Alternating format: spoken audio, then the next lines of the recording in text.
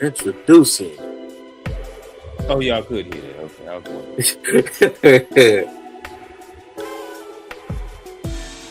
The big three.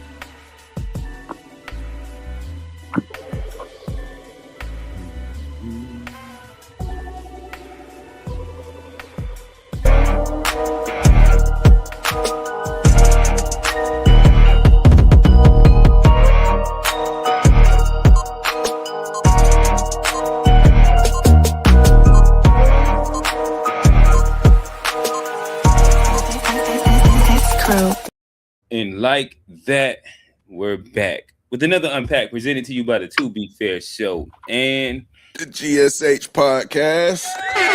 It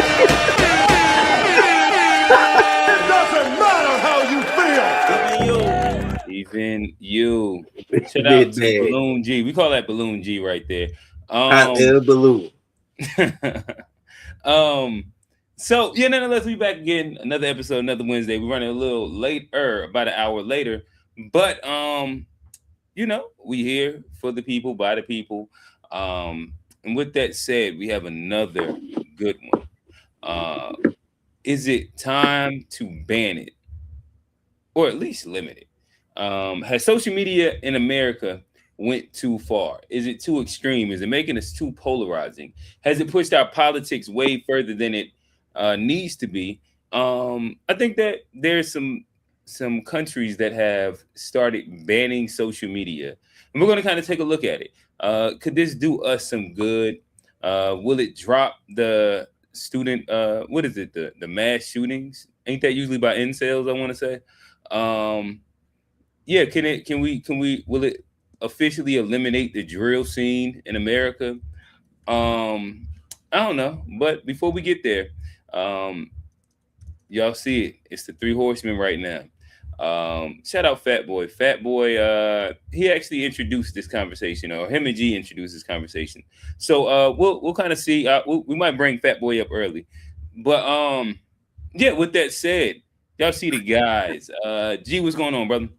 What's good, everybody? It's G, host of the GSH podcast, where we focus on family, friends, finances, freedom, and our future. Forget about everything else. Check it out wherever you get your pod. Search GSH POD. Okay. And y'all see him. A third of the To Be Fair Show, host of the To Be Fair Show. Catch him riding with Benny the Butcher and Johnny P's caddy. J. Cole concert this Friday. Open night, Johnny. Damn, hey, man, off of J. Cole that bad. He say, hey, we'll talk about it. We'll see. We'll see. But hey, I'm glad to be back. You know, got another good one lined up for the boys, you know. Mm-hmm. Glad to be back. Gotcha. And so with that said, we do have a clip from, what is it called? Oh, my bad. We're going to actually pick up really quickly before we go there. We're going to pick up on what we ended at last month. Not last month, but last week, with birthright citizenship. In recent interesting news and developments. Again, shout out to Kamu. He told us that the FIFA World Cup was going to be this really big thing. It actually ended up being a really big thing here in America. So big, pause, that Trump, he actually helped petition FIFA for the reinstatement of a black guy named Folarin. This black guy named Folarin, he actually has an interesting story where he is a case of what we were talking about last week. He is a case of birthright citizenship, anchor baby, everything that they said that they didn't want in America. And inside a recent change of events, Trump petitioned for a anchor baby to play. What is y'all thoughts? I think Trump a loser, and like I think Damn. This went crazy. That's he just crazy. he was meddling in something that like he shouldn't have been meddling. He was like, I know sports, so I'm gonna go against like what I just was mad at the Supreme Court about to like meddle into sports because I think I know sports. And like what he did was he pitched that other team. Like, what you know sports, you know motivation matters. You know pressure matters. You know, like these guys, like this is already the biggest the biggest game of their career or like of their lives. And then you put like 100 times more pressure on them. And the niggas cracked. Like them niggas folded up like dirty laundry, clean laundry. You know, like it was crazy. And come pick up your clothes. Come pick them up. Like they folded. You know, they was ready to go. And like he showed up to the Knicks series. Them niggas lost. They fold. We'd have been talking about Wemby and it. So it was like, and then line was like, if you're not cheering for such and such, they was talking shit because Trump did it, and then we just got embarrassed. It was just a bad look for the country, you know. Like it's just sad. It's like, I mean, I gotta disagree a little bit in that this is one of the things where I think, regardless of who you voted for, you like, word, yeah, Trump. Like, finally, we get to use your powers for something we all want to see them used for, so to speak. Like, I think even the Trump haters were like, word, low key. Like, this is what I'm talking about. Finally, I get the benefit from one of Trump's power moves. So, oh no, I did see that. I seen that and heard that a lot.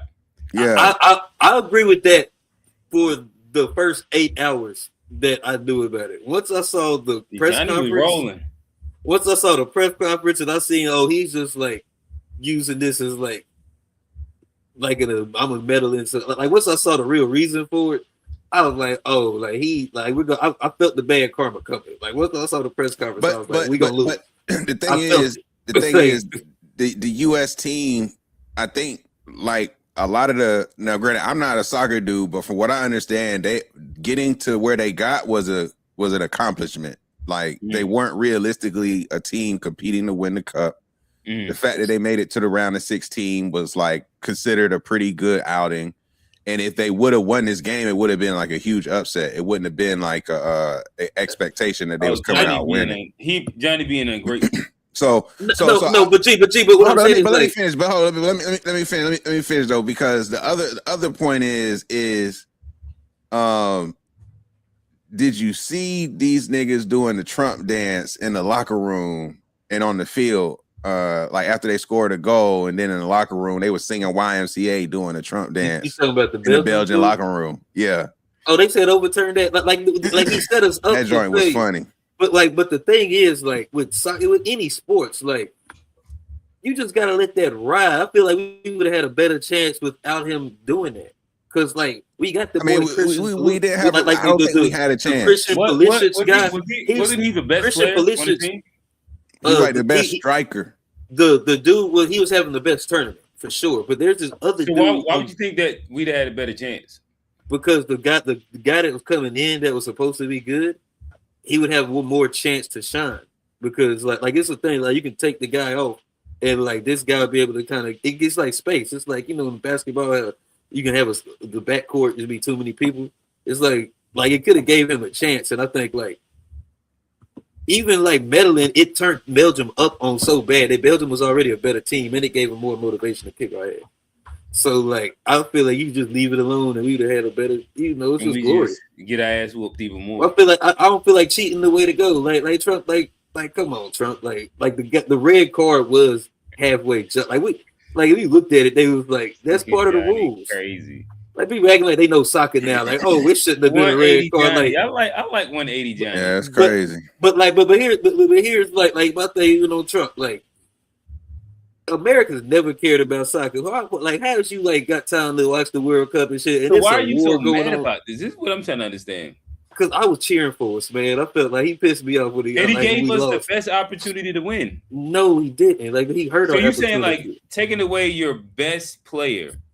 We had two best players. The other guy would have had it. I feel like he shouldn't have did it. You don't think that he shouldn't have done that? Listen, I don't even know soccer like that, but if you take away one really good player, that means all the attention's on this other one good player.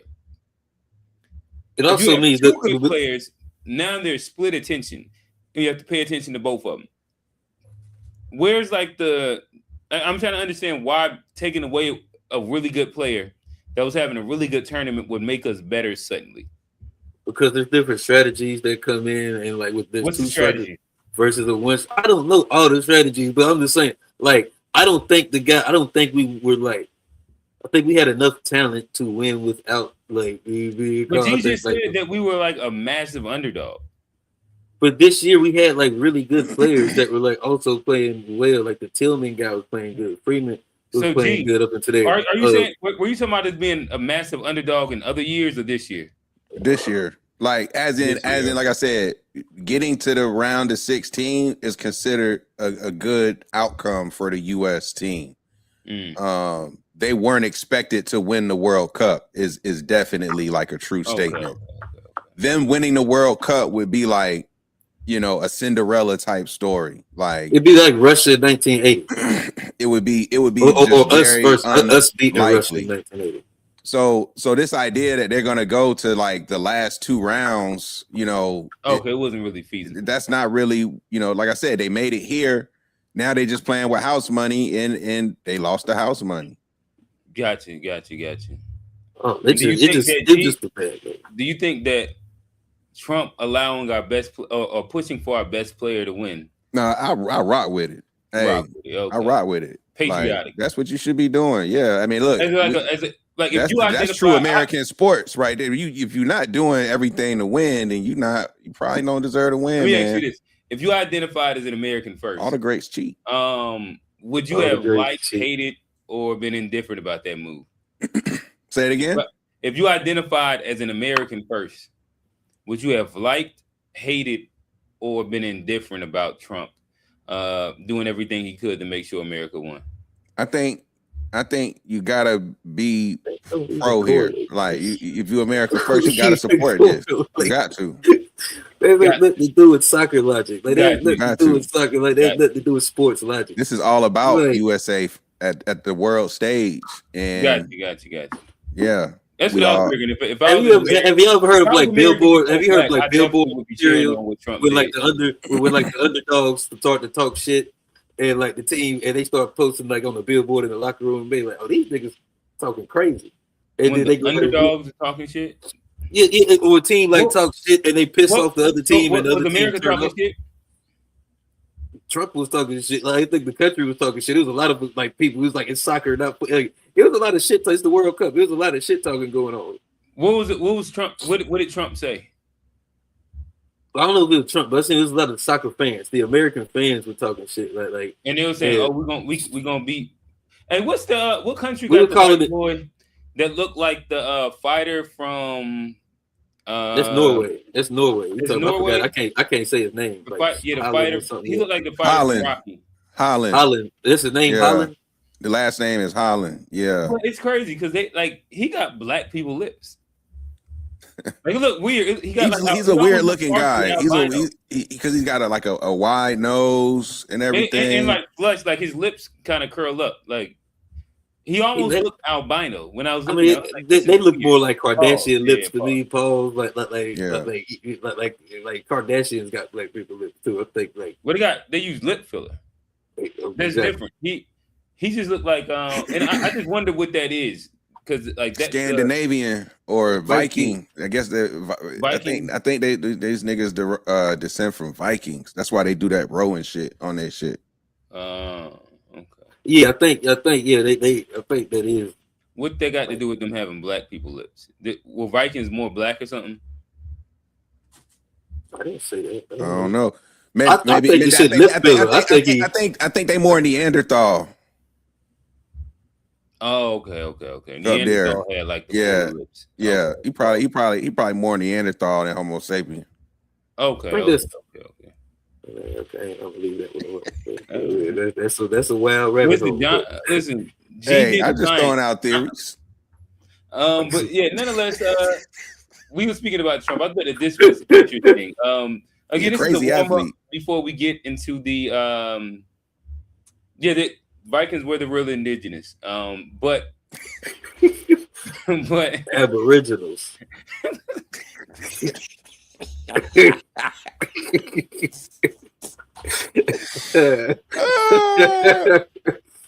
Aboriginal of Scotland or wherever the fuck, what Sweden to the boat. The niggas Aboriginal to Norway, boy. The original Christopher. Confusing and original and aboriginal. Y'all boys is crazy. All right, so saying all that to say, again, this is another teaser before we get into the main topic. But y'all heard about Trump and him speaking about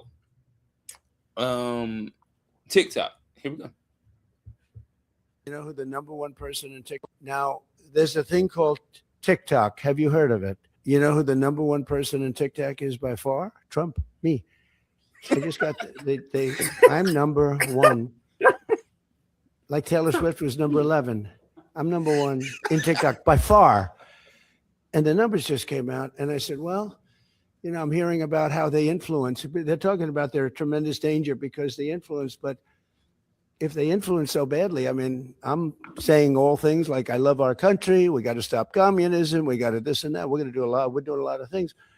But I'm by far number one. It was sent to me by, you know, the list comes out. Number one, number two. I was number one by a lot. So I guess maybe, I don't know, maybe they're bad. Maybe they're not. I know one thing, great American people, tremendous business people and companies bought it. Now, this nigga is the easiest trick ever, boy. I ain't gonna lie. This nigga like, I'm old. I got 2 more years after this. I'm just look at this. He looks so tired right there. Character in general. That's my only thing. This is all he want. He just want these moments. He just want to talk his shit for the rest of his tenure. I think if you tell Trump he number one, you can pretty much get anything about him. Like this, like he's so like egotistic. Like this shit is crazy. Like it's just if yeah, like you say, like if you be like, hey, look, man, I think you're doing a really good job. That man let you kill people. He let you get away with anything, like literal murder. You can get away with literal murder just by like big up in the guy. Yeah. Hey, like, you know, I like what you're doing out here, man. Like, I support it. And he be like, you did what? Get off. Pardon. Oh, he got a USA jersey on? Pardon. Like anything. Like, let him play. Where to grow up? Don't matter. Let him play. Yeah. I guess any credence to this? Does this matter? Nothing. Like I said, I just think that it's very interesting. You can almost see his staff's reaction, but like, oh damn, another nigga got him. They told him he was number one. Damn. Yeah, they know. They know to just be quiet. It's like you can just see it. It's like when you in a locker room and you a player, but you catch eyes with that like the cool assistant coach. When the coach saying something crazy, and that's what this moment seemed like. That I try to hold that laugh in because it's like, bro, he about to die. But like, I don't know. It's just this nigga say we going back to Israel, or we going back to Iran to get rid of some bombs that he blew up 6 months ago. Like, are we still? The Iran shit, a whole other. It's like, crazy. Are we still in war with Iran? Yeah, we just went back. We just went back because he said they got a nuke. Called him he's like, it's. And he said that we got a nuke. That he said that they got a nuke that he blew up 6 months ago. Like you, no nukes. He denuked it. They buried it underground. They could never get it for 100 years, and now he going back in there to get rid of it again.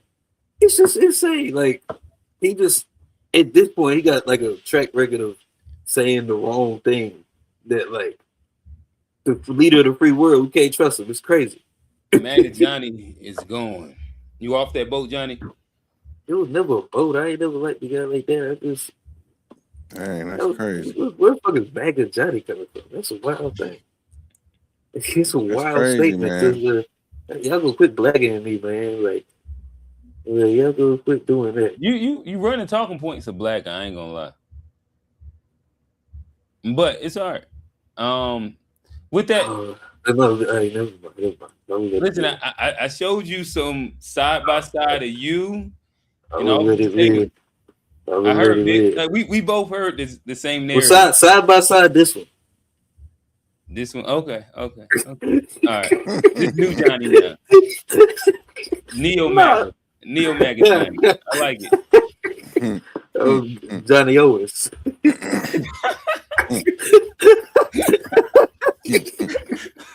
Listen, just lay low on the Charlie Kirk wife, and you'll be all right, Johnny Owens. All right. With that said, we do have another warm up before we get into the main conversation. We'll go here with it. Shout out to my guy Tone. 3D printed meat, cell cultivated meat, cell based meat. Pause, bro. Goddamn, let's 3 in a row. All right, so there's been a major shift in the food industry here in the United States and also in the European Union. They have approved lab-grown meats, right? So if you want to stay away from lab-grown meats, you have to read your labels, right? So regulatory labels that they will be under are cell cultivated and cultivated meats. That's in the United States. If you're in Europe, it'll be cultivated meat or cell-based meat, right? So again, they have approved lab-grown meats. If you want to stay organic, read your label. All right, so there's been a major shift in. All right. What are y'all thoughts? Man, Y'all going all organic? Can you get are you cool with like the 80-20 lab grown? no. You gotta go 85-15 anyway. You said bro. they mix it in with the real meat. That's what you're saying. Bro, not 80-20. That's ground. That's lean fat. That's lean to fat. I know, but eventually it'd be like 80-20. You know what I mean? But no, I mean, here's the Man, if it's lab grown, that shit better be lean. It better be 95.5. Like, how you gonna grow fat? Like, all right, let's start here. Are y'all cool with them solving world hunger with lab grown meat? No. Solving world hunger is a different use case, I'll say. All right, so Johnny don't want them to. Well, I don't believe kids to eat lab grown meat. No, it's not because I don't trust lab grown meat. And I think it's. So you rather them die than eat the lab grown meat? It's the question. I thought the question was about like. Do I approve of the lab grown? I asked the real direct question. Excuse me. He switched up. I didn't get to address the first part. Down the line. But like, I don't agree with lab grown meat in general. So like, I don't think he's okay. So starve them kids if their only option is to eat lab grown meat. I mean, if that's all they got, fuck it, let them have it. But like, there's better. Okay, so third world country, that is a good use cases. So now let's go. I think Singapore has had lab grown meat for a few years. It's either one of the Asian countries have had lab grown meat. I can't remember which one it is. Has there been like an uptick in violent crime or anything? No, Singapore don't play. Lab-grown meat? No, okay. Is the lab grown meat supposed to make people violent? I don't know. I don't know what the narrative is around it. Did it make people? Did fertility rates go down? No. So my thing is my thing is like at the end of the day, when you look at like what you ingest, you're eating something that was cloned, if you will. Now, look, over time, they've created fruits and vegetables that didn't exist that are a part of our everyday lives today, right? Like, Johnny, tell him you go to Golden Corral for that broccoli. Broccoli is an example.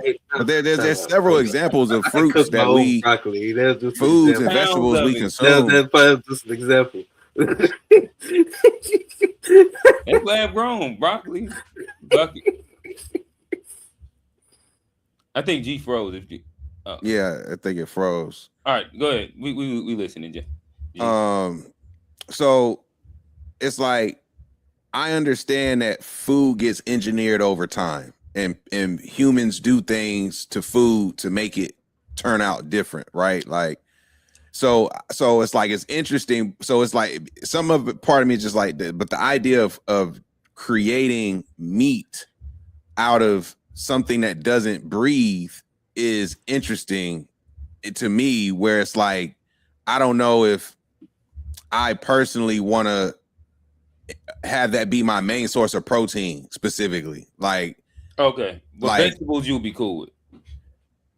I eat broccoli. I eat some other like lemons. There's all types of vegetables and fruits that are common that you don't even think twice about. Man-made fruit and man-made meat are two separate. But this is what I agree is different, because at least it can self-produce itself. You don't have to keep it in a lab. Like, the apples can reproduce, the broccoli can reproduce. The meat is literally just made to be consumed from like cells in a lab. Like, it's very like is a very interesting process. Like, I give the scientists credit to being able to create something like this, but it's not appetizing. It don't sound appetizing. I would be upset if I was like fed it without it being like explicitly told that this is what it is. Yeah, and I'd be curious to see the market for it, what the prices will be compared to regular meat. I was trying to start extreme and then work my way closer. Can I add to that? So, I'm gonna ask you this question first, Johnny. All right, so y'all are okay with starving country, third world? No, I didn't say that. I didn't say that. Like, and I want to answer. Like, hey, Q, can I answer that? You said starving kids that you would want, like, you're cool with them getting clone meat. I said, yeah. If that's the use case, is to try to prevent like widespread hunger, and shit like that. I feel free, because they peddle all other types of processed shit to them to try and keep them alive. Like, okay, so this is another kind of processed food, like. So yeah, sure, like space, like that space food niggas be eating on the astronauts and shit, like army food. Like, when you really out in the middle of nowhere, gotta just have some protein type shit. Like, I think it has some use cases. I don't think it should be normal. Right. But for like saving, solving world hunger, third world country hunger kids, like, you can throw them the clone meat, right? I'm more open to that. Yeah. Okay. All right, now let's look at do you look at hunger and inside America? Do you think that's a thing?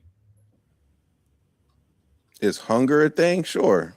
There are food deserts. Food deserts. But food deserts is tricky sometimes, because sometimes they're just talking about a lack of availability to nutritious foods, not as much as like just being hungry. Do you believe in like there being hunger in America? So but if you keep eating, that means you're still hungry. What, non-nutritious food? Like, if I eat a bunch of cheese doodles, I'm not gonna be hungry. You might not be hungry, but you're not gonna be satisfied. Huh? No, you're not gonna be healthy. You're gonna have cancer. That's what it is. You're just not gonna be healthy. Partially. Yeah, like if what we're talking about hungry is that if the baseline is you can eat a bunch of cheese doodles and not be hungry, then that's not my baseline. Oh, okay, because I think there are people in America who still will be hungry. I said that food desert is slippery because the term also just describes, like, you can have like gas stations and shit like that inside an area, because they'll describe some urban areas as food deserts because there's no local produce and grocery stores near it. Yeah, exactly. It's just all like CVS type shit. That's the slippery part to it. But I'm just speaking about like this, like hunger. That technically is like, you know, like niggas be like, or I don't know, homeless people be like they starving and or the kid he hungry. What would you do if your kid's at home? No, some niggas do struggle to eat. Yeah, some niggas do struggle to eat. Some niggas do struggle to eat. Huh? That's what I do. I feed them the cold meat. You so if like a use cases also would be the equivalent of what government cheese used to be. Are you okay with the clone meat? I mean, like, if it has to be out there, Like just for like the niggas that's So hungry. they drop off the box where it's got the can of pork, the can of beef, the government cheese. The shelf life Can of on the chicken. clone meat gonna And be like crazy. it's easily accessible. If you actually hungry and you starving, you can go They don't get do that no clone meat. more. They don't do that no more. So it's an interesting concept, but It's gonna be worse than a McDonald's burger. But here's my issue with all of it. And like, Okay, that's not a terrible use. That's not a terrible use case. But even in the use case, like here, like my thing with this is like, and it sounds crazy coming from me, but like capitalism has to have some kind of limits on it, and like because this is done in part because of like gain, like product, profit margin. And these big companies that have bought up all the farms, they go in, they know that they can make the clone meat for cheaper than it is to raise an actual cow. But like at some point, like there should be laws against like, even if you got to take a loss or it costs more, like there should be like some kind of limits to where like that's just how much profit you can get off the people using food, because it meant like food is something that's important to people. You can't just like, it can't just be for profit, fuck everybody else when it comes to food. And that's why we should stop it, because like we trust in these mega corporations that already got people poor to solve hunger. Like it's not just for profit though. It's not just for profit. It's also an argument being made by the folks who have created this. When you talk about how the meat industry is in terms of how it's produced and how it's processed, it's not necessarily environmentally friendly, and you talking about cows. Beef is the biggest one with the methane, but hold up, but again, the way that the beef is processed and the way that the beef is cared for along the way, it typically does not do well for the environment, and there's an argument from the creators of this that's saying that part of why this makes sense is because there's environmental benefits. What I don't know is if vegans can eat it. That's what I don't know. This might be a cheat code for vegans. That's what I don't know. No animals were harmed. Because no animals were harmed, I don't think. So it's like, ain't that what tofu is? Just like no, tofu is soy based. Oh, it's not like synthetic shit. But I mean, it's processed. It's a processed soy product. Yeah. But G, I got a rebuttal to that one too, though, because like, I do understand that like cows are like the amount of cows, like it's something that's environmentally harmful. But like people I love a steak and a burger, but like beef is like the thing where like not everybody should probably eat beef because of even like health benefits too. Like there's other there's fish, there's enough fish in the world and chickens in the world where that are environmentally sustainable to feed the world. That like, and if we take care of the oceans, we get like some of the farms where you can grow some of these animals that are like like I get it. If we gotta run out of cows because of like global warming, like, or it's really expensive for steak because of the environmental benefits, I get it. But there are certain animals and stuff that you could use to feed the world that would be sustainable. Like, but to say that, oh, we're gonna run out of cows, so let us just like start making fake beef to make more. No, I don't think they're saying they're gonna run out of cows. Again, I think they're just saying it's a better environmental outcome long term than to keep doing what's been done. But look, I'm not like defending it. I just am sharing that it's not just because I think it's Bill Gates is one of the people behind this. But he bought up all the farms. You don't remember all the farms he bought up like 2 years ago? He like was some of the biggest ranches out in like South Dakota, like the prime cattle. And now it's like I also think like niggas who eat McDonald's, I don't think that they would have a problem with this because they already basically are like close to it as you can get. You hear that, Steve?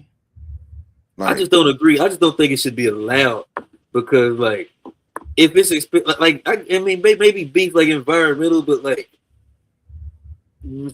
food should be food. Like there should be some limits to like what you're able to sell people. Like especially like cancer is already like prevalent. Imagine what kind of cancers this shit was gonna cause, and like there's no How testing. you know it's gonna cause cancer, Johnny? How do we know it's not? Like it's not been tested. I don't know, so I just wouldn't mention it. But they say the natural meat has caused cancer. Too much but red meat. everything Red causes. But like Red, cigarettes cause like- everything cause cancer. So like the thing about it is so why would you bring this up then if everything causes cancer? because I think there should be limits on like what you're allowed to consume as food. Like I think like when it comes to food, like What about do you consider candy food? is the candy of food? I don't know. I'm not sure. I probably wouldn't. I don't think so. I don't think that would work as food. I probably not. What is that? Oh What my is that gosh! Then what is it? What is it? It's a candy food. I guess it could be. I mean, How is it not? Just how is it not? What subcategory would it be? Snack. Or snacks food, Johnny? Yes, let me take that back. Let me take that back. Oh, I guess a candy would be food. Like, I guess technically, yeah. It wasn't food in my house growing up. Like, this nigga gonna try to justify it one way or the other. This nigga said, "Not in my house growing up, nigga." Right. Like he asked my mama and grandmama, that shit wasn't food. This nigga said candy. I don't know. Yeah. Shout out Johnny though. All right. Do we have anything else? I guess. We don't have any of those guys on here. We don't have to make bush meat jokes. Would you rather have the lab meat or the bush meat? Real meat or bush meat? Now we asking the question. Yeah. Oh, drop it in the chat. Y'all want to have lab my meat? bad. Or do y'all want to have bush meat? Which one would y'all rather have, man? I shouldn't have indulged. Lab meat or bush meat? Drop it in the chat. Pause.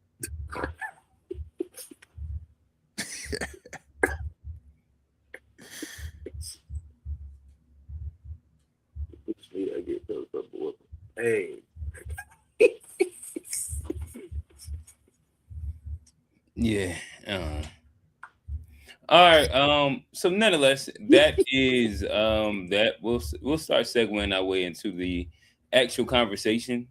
I'll push play. I think that this is the conversation that started, or the meme that started the conversation inside the Discord. If y'all want links to the Discord, let us know. We'll send it out to you. Just understand there are two versions of it. Oh no, we only got one Discord now. That's the better way to kind of market it. You don't have to be exposed. Yeah, that other one is like, what did you call it? Grandfather. I don't even know. It's like when software get old and it just stop getting updates. It might stop working after a while. Dark web and get on that one. Yeah, you gotta go to the dark web to go get on that. The link somewhere way back on one of them episodes. But yeah, it's no reason. We got one Discord. And if y'all want to hop on to that part of the kangaroo, it could be kind of civil. Sometimes, you'll see ghosts of old past hop on there and they'll talk their shit too. But with that said, I'm gonna push play on this, and I guess we can kind of talk about it. Of socialism. If you take the rhetoric away and you actually look at the outcomes, there are 3 countries that I think have veered far towards socialism well before the United States: Canada, the UK, and Australia. Okay. And I think when you look at any sort of reasonable measure of their progress, it's been an unmitigated disaster. So all of the virtue signaling on social issues, all of the virtue signaling on immigration and open borders, all of the virtue signaling on climate change has left each of those 3 countries in some state of disrepair, with enormous amounts of infighting, tremendous political instability. They are all sort of powder kegs. Now, if you cut the legs off by saying young people should act 3 countries in some state of disrepair, with enormous amounts of infighting, tremendous political instability, they are all sort of powder kegs. Now, if you cut the legs off by saying young people should actually age into social media, I suspect that the most important channel of information consumption being taken away from them actually starts to give them the opportunity, and the rest of us, quite honestly, because we have to deal with kids who are just really stupid, constantly asking for this stuff. The chance to actually show you how a balanced diet actually allows you to be much healthier in your later life. And I think as relates to information consumption, I think you are going to see, I suspect, a far less radicalized youth aging into the voting rolls in those three countries. And I suspect if you start to see political stability and predictability in Canada, the UK, and Australia, you can put your finger right on this ban as the reason why. And Florida's already done it in the United States, and I think we need to deeply consider it across the rest of the United States. All right. Well, whoa. Okay.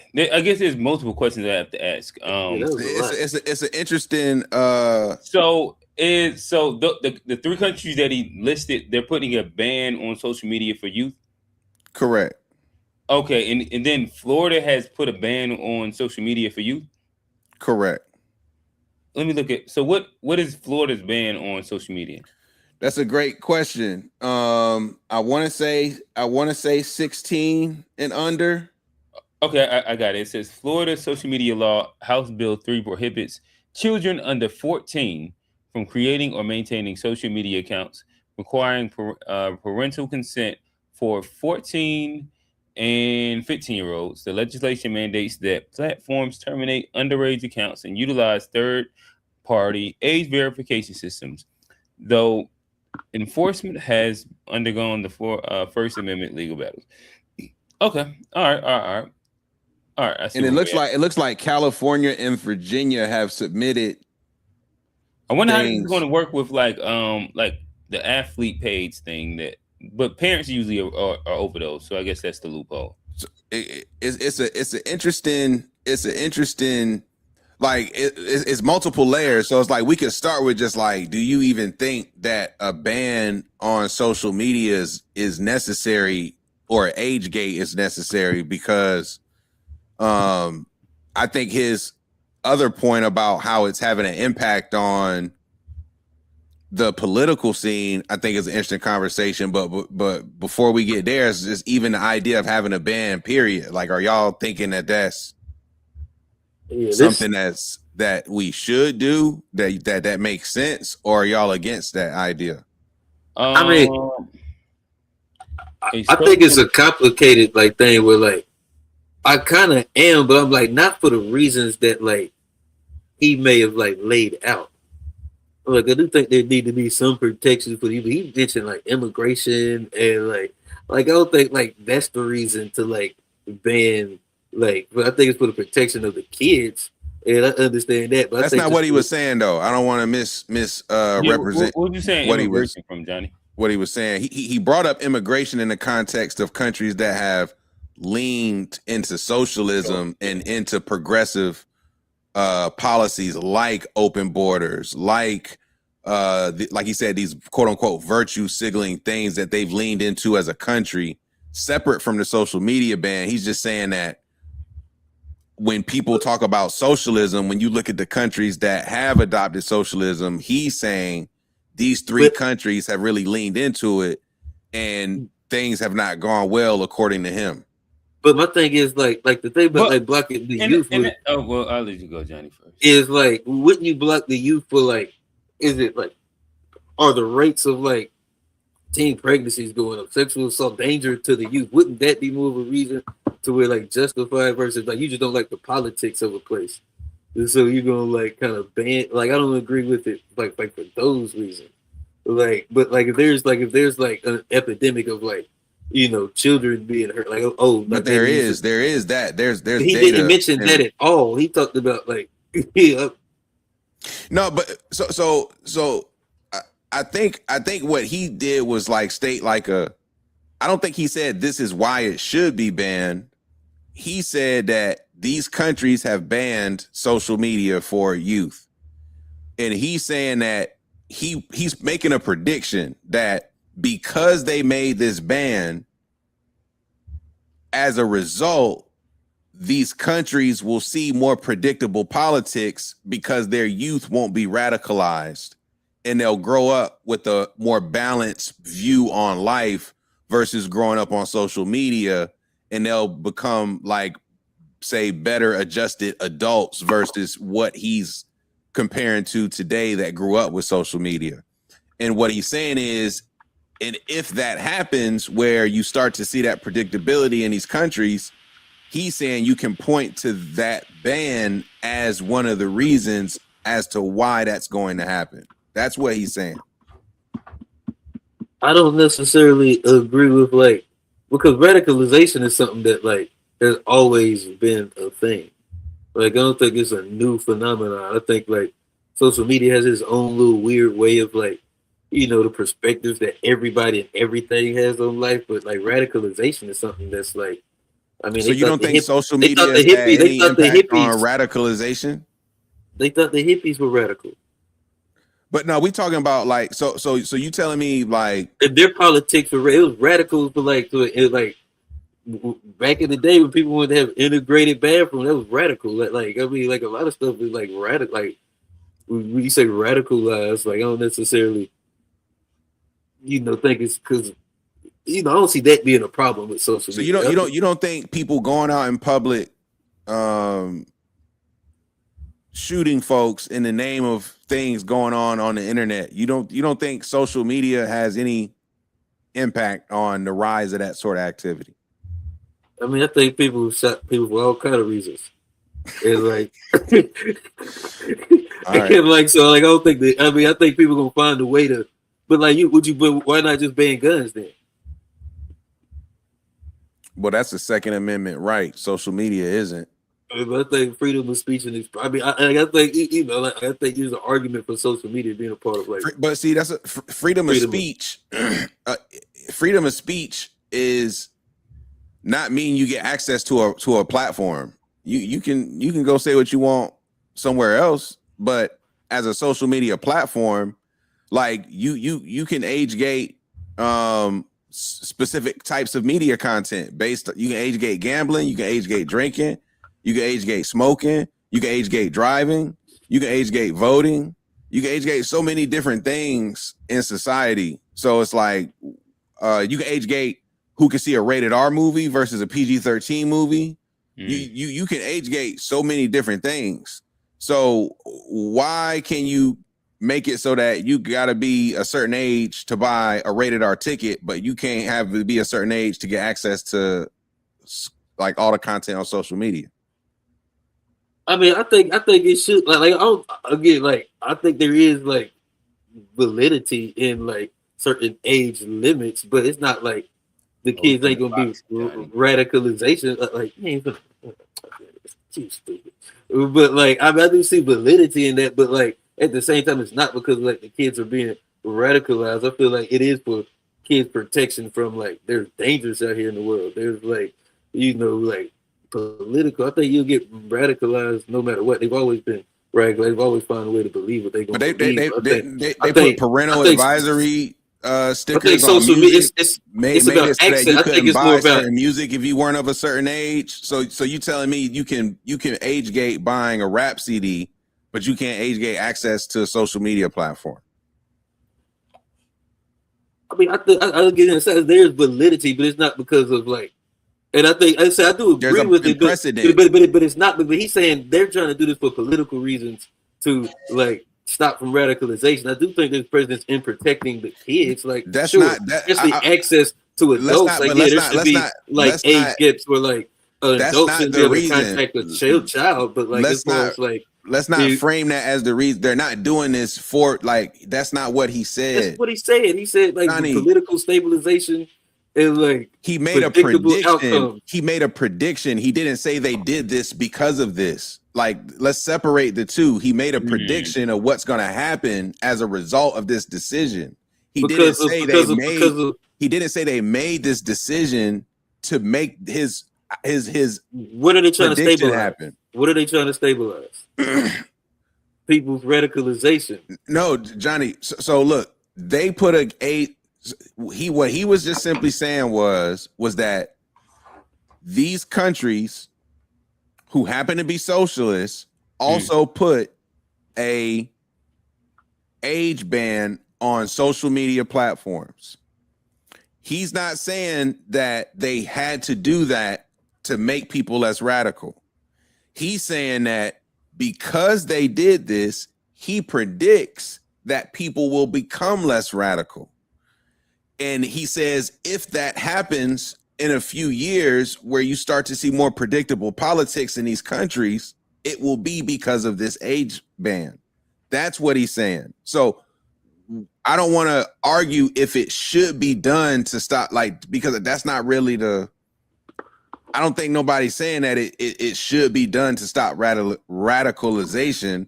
I think the question is how does social media have an impact on what we've seen, at least in my opinion, to be an increase in radical events as it relates to people going out, being vigilantes and doing other types of shit.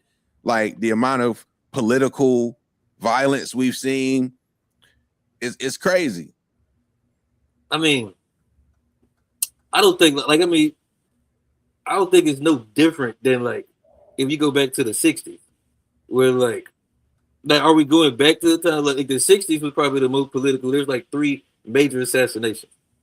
Like we've had one, and like I don't think that's a signal of like we becoming way more radicalized than we've ever been. Like there was a time and period we've had presidents assassinated. That's super radical. Where I think like we're in a time and age where a lot of that radicalization. Trump's had several assassination attempts. Several.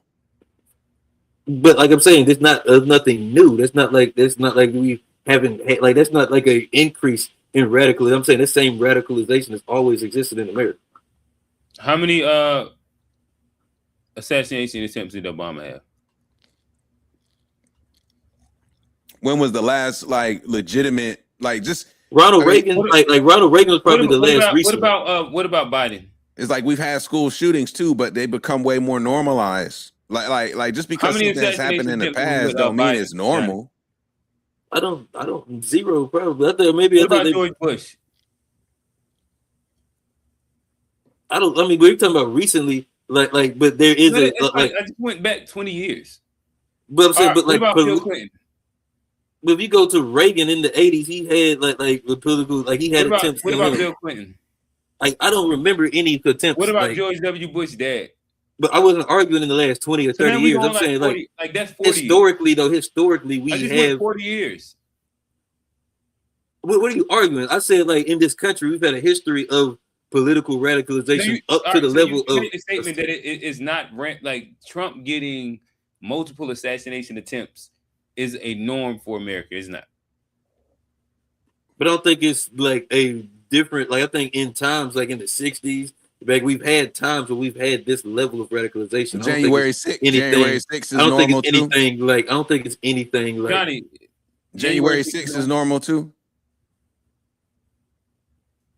No, I mean, is that radical? Is that considered radical?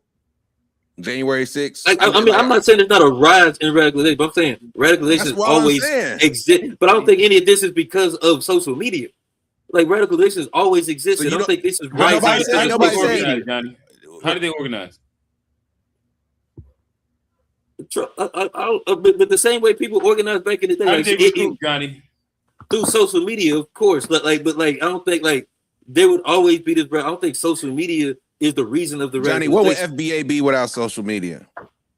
For real, never mind.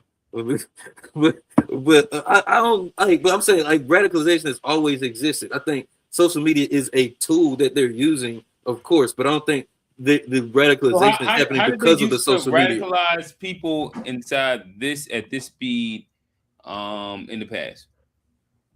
They used to have town. They had meetings. They did have forms of social communities back in the day too. And it was able to reach this many people this quickly. I mean, Martin Luther King had a bunch of people down there for his rally.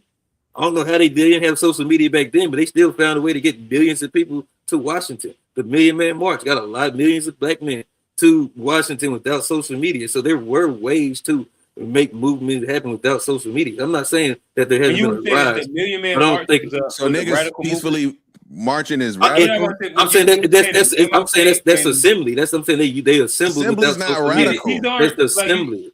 Assembly's not radical behavior. Like, Assembly's not radical behavior, in my opinion. Yeah, you're saying like a mass gathering, and then you're comparing it to radicalism. And we're saying but what I'm saying, if you can do a mass gathering, whether it's radical or not, without social media, I think the ability was always there. It's the motivation, right. Like, you know what I'm saying? The idea of people becoming radicalized, like you're like saying that, like misses the whole point. Ooh. The whole point being, people are becoming radicalized quicker and easier via social media, to where then you can have a gathering, say, of January 6th, where there's a mass amount of radicalized people in comparison to, like, when you say MLK, I don't know people to think of that as a mass amount of radicalized people, as much as like I think that's a perspective. There were a lot of like things. I think that but it's an assembly, and like, I think activism isn't being radical. That's but like I think the mechanism is the same.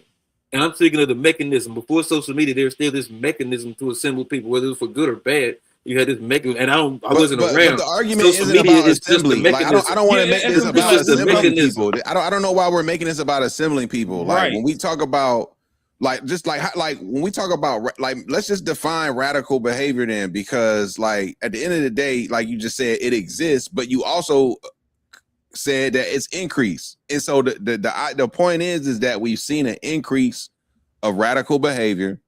What are some of the variables that are impacting that outcome? And you're telling me that social media has had no impact on the increase of radical things that we've seen recently, like over the last few years? I mean, I'm saying it's a vessel. Like, I mean, that would be like blaming, like, or again, like, I said, does it have an impact? What? I didn't say it's the soul. I'm just saying, does it have an impact? Does it have a role? Be sure it has an impact. Like sure, I'm sure it has some impact. Like sure, but I don't think it's the main driver. All right, so let's walk this thing down, because like to me, you're standing on like a very interesting ledge that I don't necessarily understand. So you're saying that you don't think that it is the main driver currently right now. What do you think is the main driver of radicalism in America? White supremacy. Like, I think like you talking about like the Patriot Front and all that. That's more like a race. I don't think it's just because of social media. So like, all right, you're saying all right. So like, are you talking about specifically like January 6th and like that? But like I was saying, that's about racism. Like, no. This could be black radicalism, white radicalism, Asian radicalism, and you're saying just blanket white supremacy. Do you think? I thought we were talking about January 6th. This would be a better way for me to get to it. Do you think that there has been an uptick of radicalism in America over the past 10 years? Yes, I think we're going through trying times. Okay. Like, yeah, like I think. So you say yes. Yes. And you think that over the past 10 years, it's been based on white supremacy, and that's what you're saying. It's just white supremacy that's doing it, correct? Most of it, I probably subscribe. All right, cool. More so than like, I mean, probably. We can stay with that premise. Yeah, I would say. All right, so racism as a whole, maybe. Of whites, I mean, there's been an uptick of radicalism in America due to white supremacy. How are they currently getting their message out? Are you talking about like when it started back to the uptick? How are they getting their message out? You said it's an uptick over the past 10 years. A lot of the original, like Fox, the traditional news was a big one that helped MAGA get elected. Like, a lot of those people weren't even on social media, and I think a lot of that has driven the discord in this country. You think through, like, traditional news that ratings are at a low are driving white supremacy radicalism?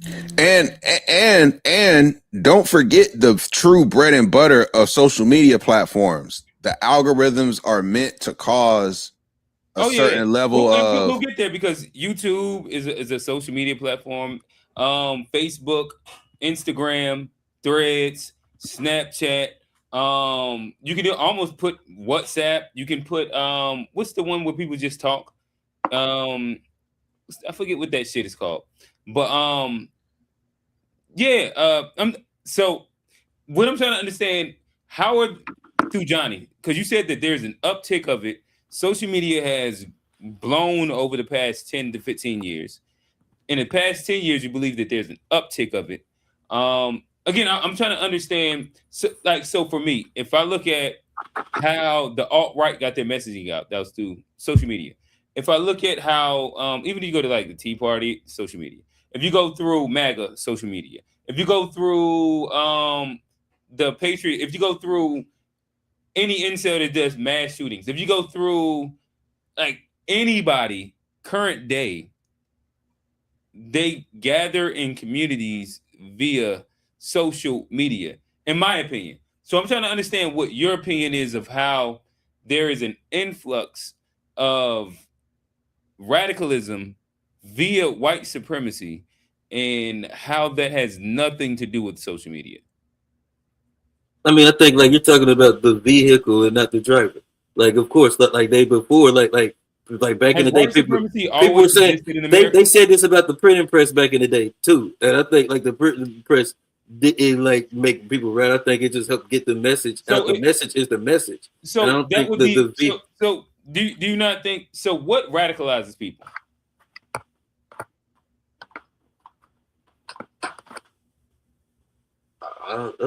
It's a message. Come on, go ahead and walk there. It's a certain message, like, but it's like what like the amplification of a false message.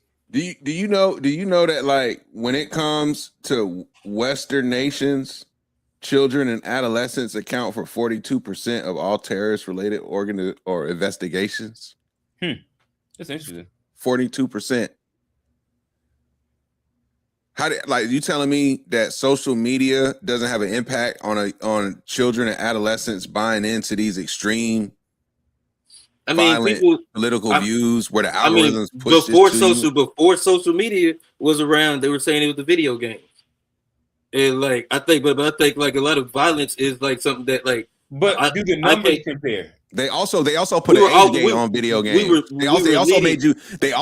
They also put ratings on them and made sure if the video game was of a certain age, your parent had to buy it for you. So that's what they ended up doing for video games. But and also, are the number of incidents comparable? So in the 90s, when they said it was the video games to now? I'd have to look up the numbers. I'm not sure. I mean, I'm not sure. I mean, I'm sure there's been an uptick, but like, I don't know for sure. I don't know for sure. But my only point is like, I'm not saying there's no influence of social media. But what I'm saying is like hate was always hate. Like this KKK back in the day didn't use social media. They still had a very effective message. And like white supremacy in the past never had social media. And it was a very effective message that got out there. So now that social media is around, I think that's just another tool that they will use, but I don't think it's the origin of who the radicalization. I don't understand what is the argument that you're making that you think somebody's making? Do you think that we're stating that the origins of radicalism started at social media? I don't know. Like that, you don't know, nigga? I mean, he said, I don't know. Well, no, I don't think. I don't know. I don't know what y'all arguing. This is what happens when you're just throwing out random straw men. That's not even something that anybody would ever say. You're landing at a place that nobody's stating. Johnny, wow, boy. Okay. So what are we currently trying to say, Johnny? You trying to say that it has like had an influence on like rising radicalization, like pushing the message out and radicalizing more people? And I said there's some validity to having an age gap. I said I think there's bigger issues having an age gap. Or having an age gate, age gate. Well, so like, I do think there's some validity. So do you think that social media is a major driver in radicalizing people today? It's just the modern tool. Yeah. So yes, I agree with So you. It's it just is the a Let modern. me give another Like, it's just just a interesting modern statistic. tool. Let me give another interesting But, statistic. like, 80% of voters now believe that the opposing side cannot even agree on basic factual reality. That's 80% of voters. That's regardless of party. That's obviously a poll, but that just 80%. That's 4 out of 5 people would say that the people who are on the opposite side of them can't even agree on factual reality. Completely evil, probably. And so, what do you think Like, that they you get don't- their factual reality from, Johnny? White supremacy? Through I think a lot of people like when they get letters or I mean, something? sure, like right, like I sure like oh sure, like they're Town using halls? social media right now, but like sure, y'all right, y'all got it, right? Like y'all got. I understand what y'all saying, but I think there's a bigger issue outside of just like the social media. And are you saying like when the it comes to bigger issue is radicalization? the fact that white supremacist ideology exists? Is that what you're saying? I think that's what drives a lot of even the discourse. When you see people, it's white no, supremacist talking points on the internet. That's all of them Right, that are but driving the social media. How do you think? Let me see how I can best frame this. Do you think that white supremacist talking points will ever not exist? I mean, probably not, but I think there's a chance they might not. But... All right, Steve said tag him in so he can help Johnny. Johnny, you need help, man. But Steve, don't come in here making new arguments. Like we talking about this ain't Johnny don't even need saving. He just not even responding to the actual. I said there's validity in it, but I'm saying I think there's a bit like sure, but like there's been rises in radicalization before, and like so like but I think what was the issue then? Johnny, I think there's a bigger because of what you're saying is that white supremacy, which I don't even think that white supremacy is the basis of radicalization. They radicalize a section in a group. But I think that there's like mad radicalization. Okay. If we look at LGBTQ, okay, and maybe it's like the and maybe it's not that. Maybe it's the wealth gap. Maybe it's capitalism like and the growing wealth gap that's in America. I don't think that's a plan of white supremacy. If we look at the liberal agenda, the socialist agenda, the communist agenda, I don't think that any of these are plans of white supremacy. Okay, well maybe it's not. Maybe it's not white.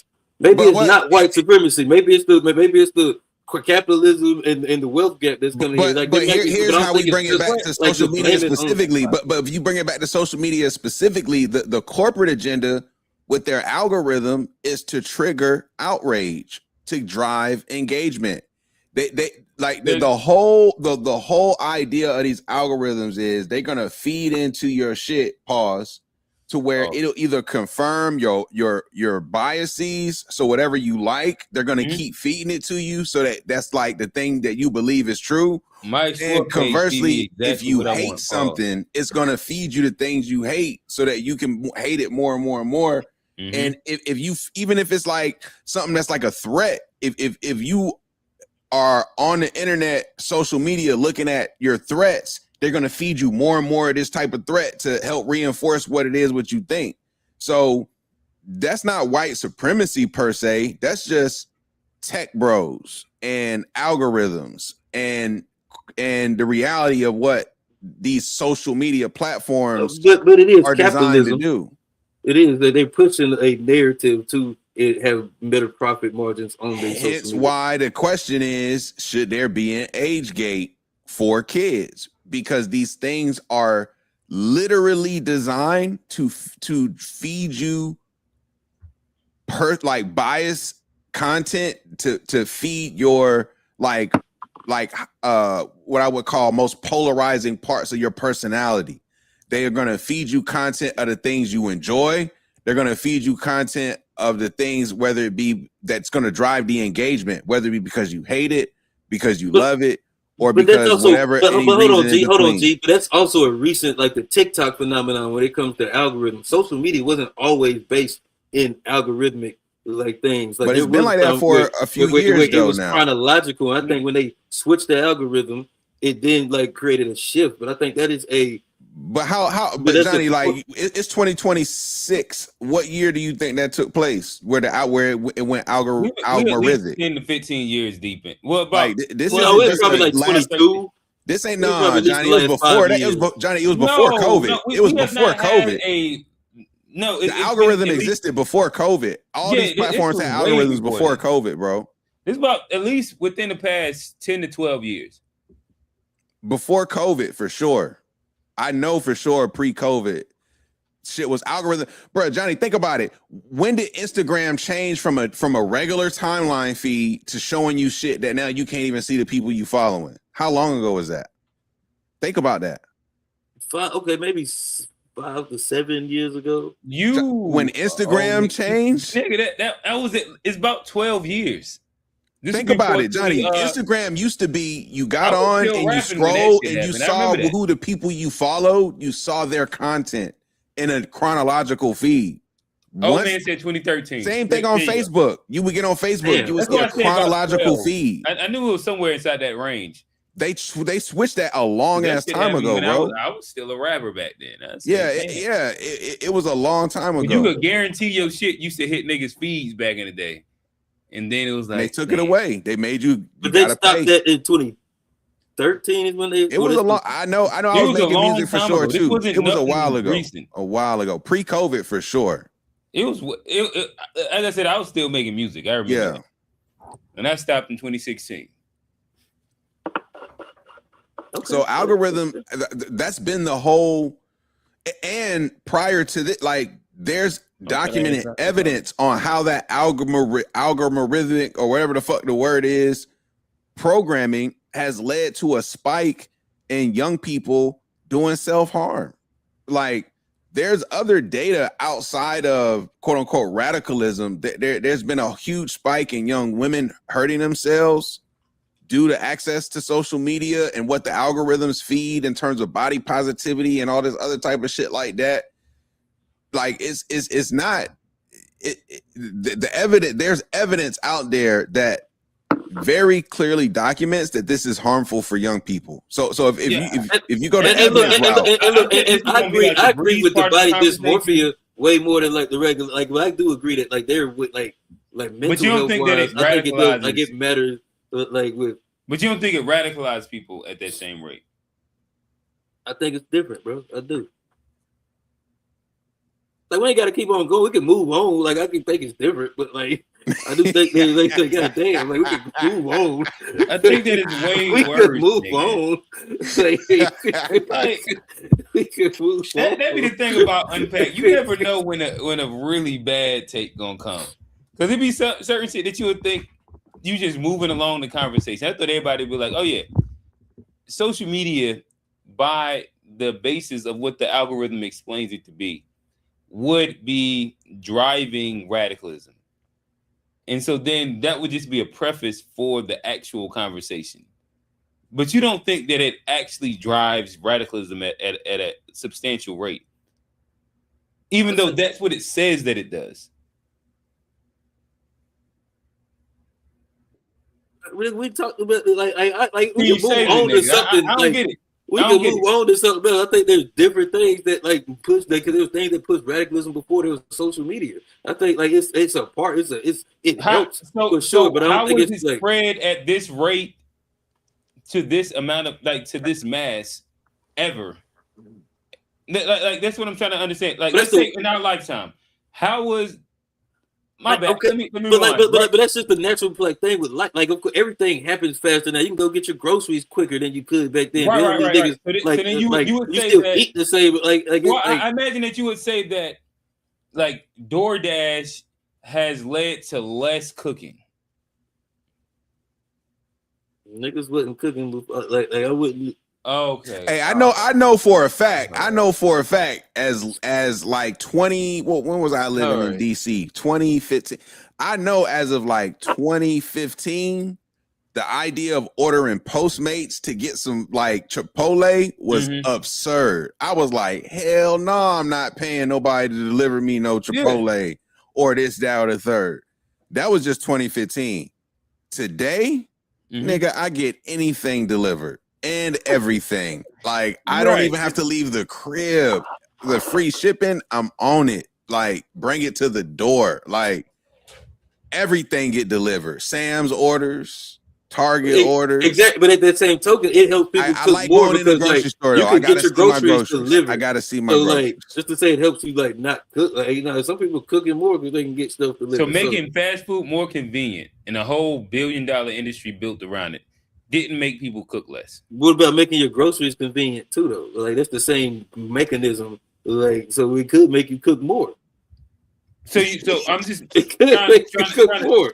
So you're on the ledge saying that you think that people cook more now. No, I mean I would. Bro, it's just like you're just making bad points for the sake of just talking.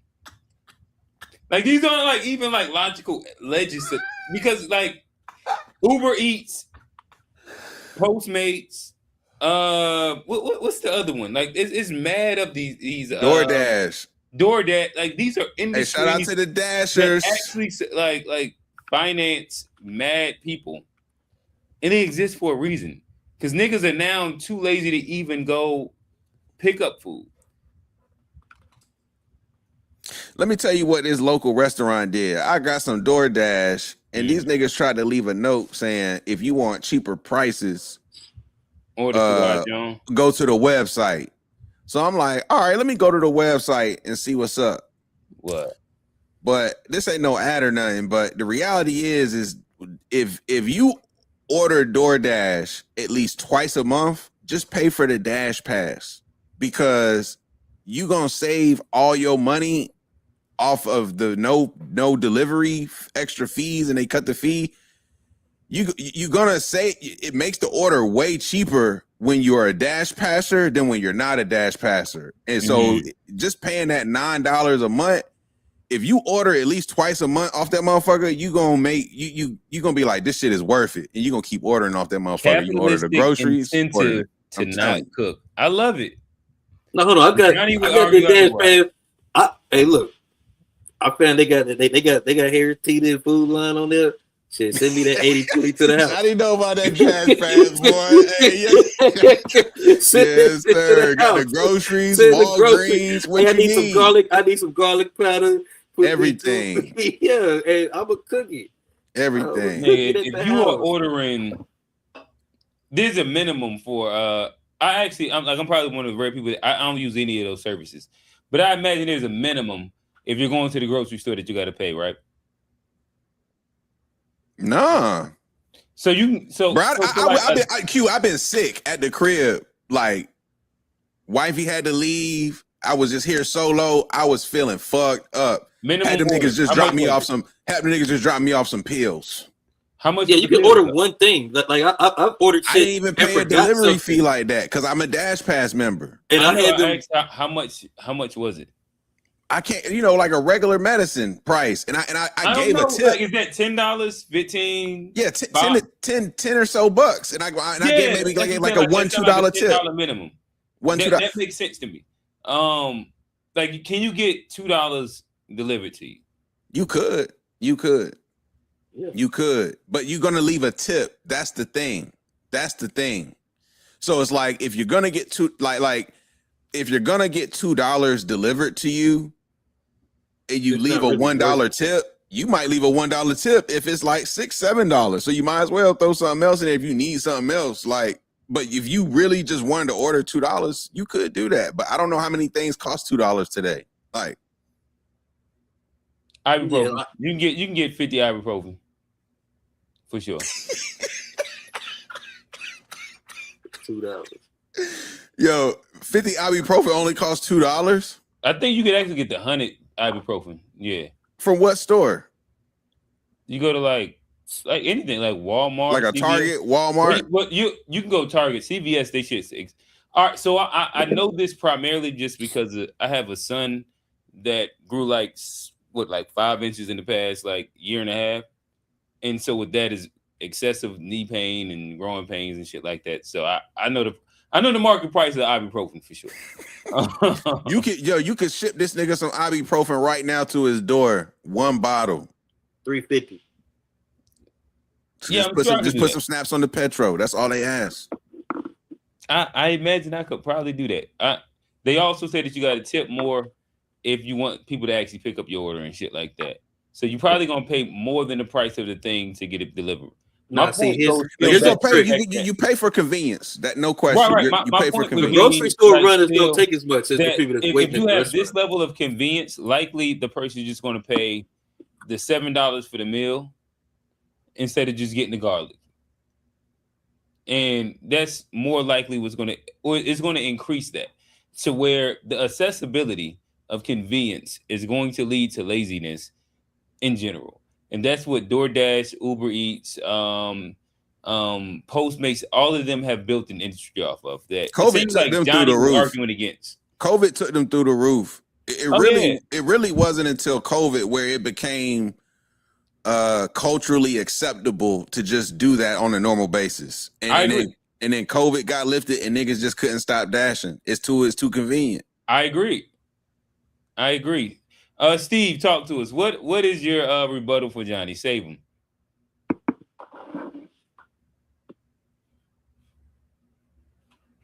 Steve ain't got shit to say because Hold he on, know it ain't nothing. man. Hold on, man. You know, I had to get my son together first, man. Hold on, hold Oh, on. okay. I couldn't just hop on, So It's so I didn't know that. So that's a recent development. recent development. All right, word. Congratulations, Congrats. brother. Appreciate it, man. Appreciate it. But I'm on the side of what you call it, the age Don't give your gate. son none of that fake The meat, man. my kid ain't getting no cell phone, none of that. Like he getting a flip phone till he like 16 or whatever. 16. But I Look, think I'm I think gonna give you a heads up, Steve. Your kid gonna have a social media, and he's just gonna use his friend's phone to log into it. I'm gonna have it on lockdown. I'm okay with that, honestly. I'm gonna have it on. That's just what's gonna happen. And even if they do have a social media, I do think putting that having to log in on the computer versus a phone to do it, adding that friction, I think I could allow that. Like if they had to like get on the computer at home or the laptop at home to get on their social media, just to have some friction in between, just like a phone, I could allow that a little bit. But they're gonna get a flip phone, man. But I do agree with the age gate. I just think obviously the parents should have say or whatever the case may be. Steve, we want to get to the meat and Oh potatoes. yeah, but I'm just trying to make sure I ain't just jumping on here saying like I don't agree with nothing. I just think I think Johnny is not saying that. So Steve, let me ask you the direct question first. Let him finish. Damn, like But I don't think Johnny is not saying that the internet don't call. I don't, because we will be lying to the whole point of the creation of the internet was to reach people in which you agreed with, in which you normally couldn't reach. Right. So if you lead to more radicalization, right? So but the question is the radicalization it's a chicken or egg question. Is it because of the internet or because of a material condition in the world? No. You already reframing. You already reframing the prompt. No, I'm not reframing it. But I'm not reframing it. You are. I'm not reframing it. Nobody would ever argue. I'm not reframing it. I'm saying I'm asking the internet. Hold on. I'm trying to ask Johnny. Is that where he going with it? Is he trying to? Well, let's deduce it down to social media. We could say social media is causing people to get in these bubbles of people who got same beliefs and thoughts and whatever, radicalized, whatever we want to call it. And I think Johnny is trying to say is that a byproduct of social media? Or is that a byproduct of a material reality that people are experiencing in the real world? Because if it's a byproduct of a material reality in the world, well, then banning social media really don't do nothing to fix the issue of radicalization. I just don't think that to be true. I think that's what Johnny's saying. That's the only. I'm not coming on here to argue against what y'all saying. I'm not on here to argue against what y'all saying.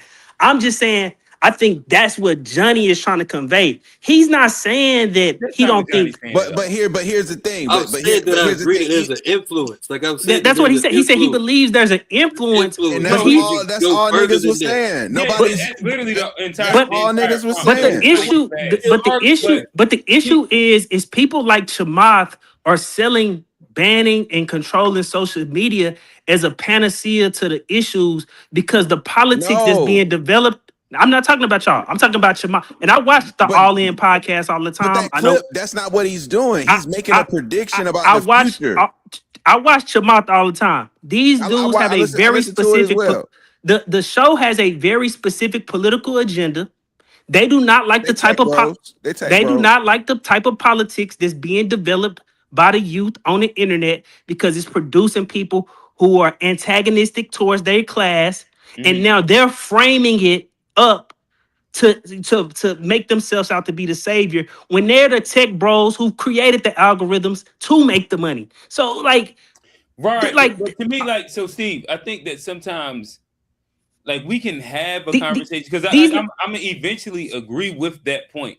But I think that it is also okay to have like some basis of reality. Which would but also we say already that in general- we've already come to a agreement on that. Yes, the internet can cause people, or social media can cause people to become more radical. But if we just stop in the conversation there, then it's But like that's not even like where we're because of I think hopefully everybody would agree with that. If it does make people more radical, the idea is does it had my bad. If it makes people radical, the idea is that we're pushing the idea of does it make people more radical quicker? So is it increasing the radicalism and then introducing it to a larger mass of people? I don't think it Argument that matters. we're making. If you don't change the material conditions, the people gonna be radical no matter what. But I also You don't think it that- it this expedites the this is process like, in any way? I want to engage with that as well, where I think that the radicalism that we see on the internet is not all. I don't even think the majority of it is based off material condition. Like if I run down a majority of the groups and the people that exist within them, these aren't necessarily people that struggle for material conditions. So why? As much as they What? have idle time. So And let's so, like, if I look at LGBTQ, if I look at again, like I said, like the Black identity issues, if we look at, and then we can just run down like the. But that's not. But when they're talking about radicals, they really talking about a class antagonism that they don't like on the internet. Chamath and them. Well, that's what they're talking about. I didn't hear their whole conversation, but we're And speaking, also, like, they didn't inside- like specifically. They didn't like that people was going on TikTok and was watching those videos from Israel. They didn't like that. Right. But Steve, so I understand so- like, that would be further context, but that's not the conversation. That's we're not having. how we're defining radical either. Right. We're not. But that's fine, and that's kind of the issue when we leave a term listen, like. Steve, we can have like two different conversations. and But we it's can not move two to different there. conversations. It's one conversation, and it's like It can't be if like you're moving there first. So like we're trying to set ground rules so we can eventually get there. But if we're only defining and having a conversation there, which we haven't even introduced yet, like we're like that's not the framework in which we're working through. Like we're not working off of whatever the dude's name working definition. I don't watch their podcast, so I don't even have a framework to speak to. All them. in podcast to Math Palamatia. Okay, yeah, and I'll check them out. I understand that there can be a issue, and that's why I said like I can get there to where you're at because of I do understand that the new tech bros are pushing a like neo-capitalistic ideology that's guys within like UBI and shit, right? But before we get there, it's also okay to set underlying principles that we do believe and we can accept as quote unquote like the material conditions of what the reality of the internet is. And that's what I'm saying. And I agree. That's why I came on. The first thing I said, I believe in age gating. I believe the internet, but that's not really why they. Tell me why you believe in age gating. Because what? I mean, I believe parents should have an ability to control. Okay, so y'all have heard me say this on the show multiple times. I believe the market. the market wants to sell us the most destructive things, and y'all Okay. OnlyFans, porn, gambling. I've said this multiple times. As parents, you need to protect your children from the market. The way in which your kids have an ability to interact with the market today is social media. So that is my framework that I've always said on the show. That's right. the So market you the agree market with doesn't social want media anything good for you. radicalizing guys, So or you the masses more, the youth more, introducing and then pushing them down to either radicalization or sedation. Or so destructive behaviors, bad body image, body dysmorphia. I mean, stuff like looks maxing is literally body dysmorphia for seeing men. everybody shining on the internet now, they gotta shine. You know, so it's just like motherfucker be looking brand new on the internet. Boy, read stuff like white people act like using Vaseline nobody's now. ever failed. They just think everything's supposed to be a straight line of success, no failure. I just think the market doesn't have a moral framework per se, but the market does what makes money, and what happens to make money is destructive. Outrage. Destructive behavior. Yeah. Yep. So Yeah, and correct me if I'm wrong. If I have never, I've said that multiple. But again, if I say this on the internet, I would be called a radical. If you say what? This type of logic that we should have some like Chamath That's and not them. radical. That's not radical, bro. But that's what and that's kind of the issue. But if you apply rules, then now we can speak into like maybe it becomes like seen as radical with everything that you said before, the idea of what homie said, and just like what again, there's a lot of people who believe this. But that's kind of the issue is because the people who control the narrative and who are free marketeers, because I'm basically making an argument against the free market. This is an argument against the free market. You're saying age gating. That's not an argument against the free market, in my opinion. But that is against the free market because I'm not allowing corporations who rightfully so could have more. I'm putting a specific regulation, restriction, whatever you want to call on it. That is antithetical, or most people call it a regulation.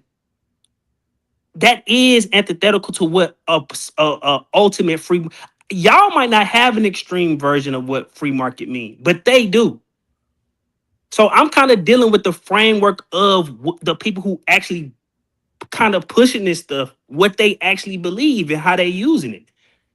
So if I listen to the All In podcast, they'll be fairly radical. They're not fairly radical. They are. They're not radical. They're not. I wouldn't say they. No, Steve's gonna paint them super negative because they're capitalists and billionaires. I wouldn't say they. I wouldn't say that they. I mean, but they are a negative byproduct.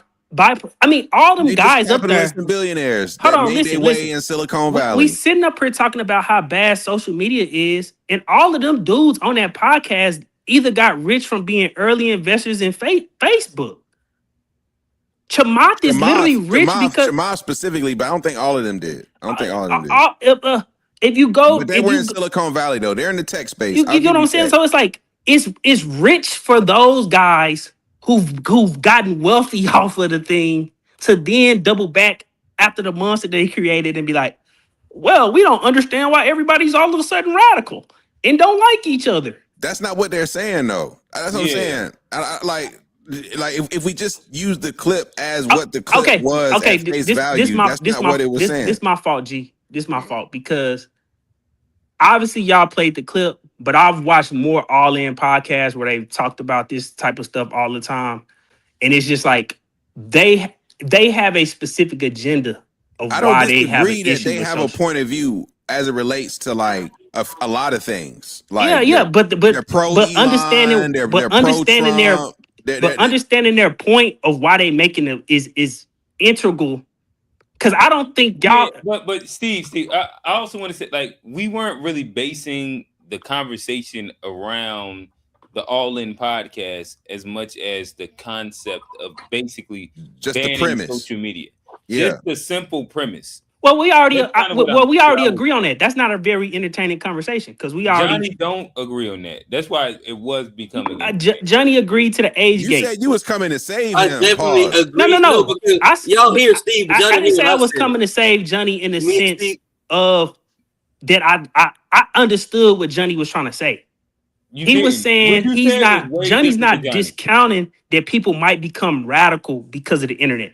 Johnny is just saying, I think people selling it as a panacea that if we age gate the internet, that's the solution, and not that there is this other material reality in which that's radicalizing people to then seek it's out. like, Wait. why G, is before that you go there, limited hey, to Johnny, is that one what you were saying? solution? Like we know it's going to take multiple. Like, why can't that be Say one no. of many solutions in the right direction? No, fuck you. Close enough.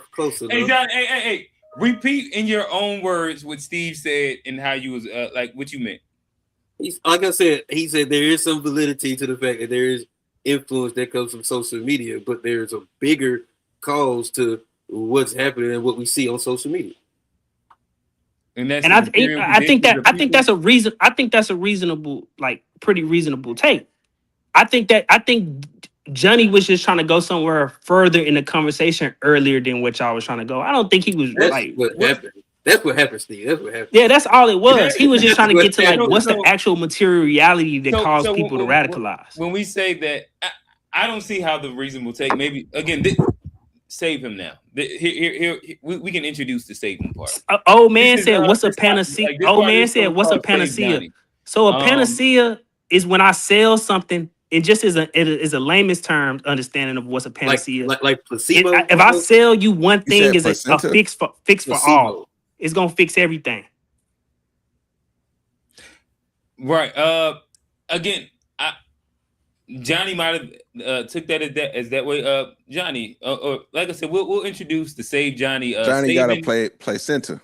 Pause. Saving Private Johnny. Like this is the new segment that But y'all know how Johnny gets to stuttering and stuff. But wait a minute, y'all like, just didn't want to understand me what I was saying. It's No, I very understood reasonable. everything that you were Y'all saying. I niggas think just that didn't want to you and Steve understand. aren't even like saying close to the same things, and you're trying to adopt one thing that Steve said, which is that y'all both agree that there should be some version of a gate.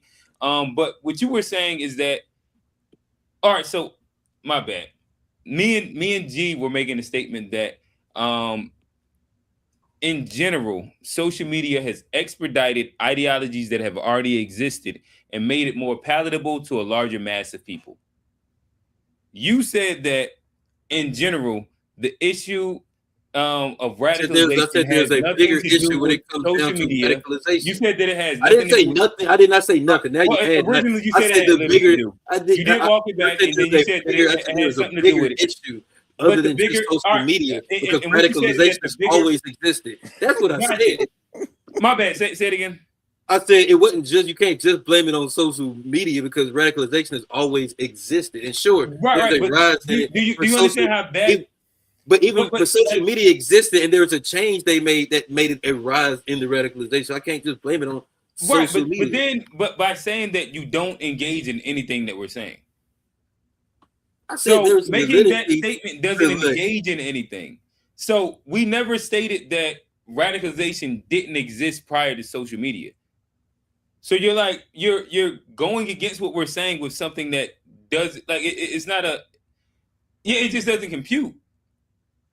We agreed that radicalization existed beforehand. I mean, when you Because ask the the question in statement such a is niche that, like, if I didn't say, but like, so what is what is the metric? What is the metric that we using? What is the metric that we using to measure radicalization?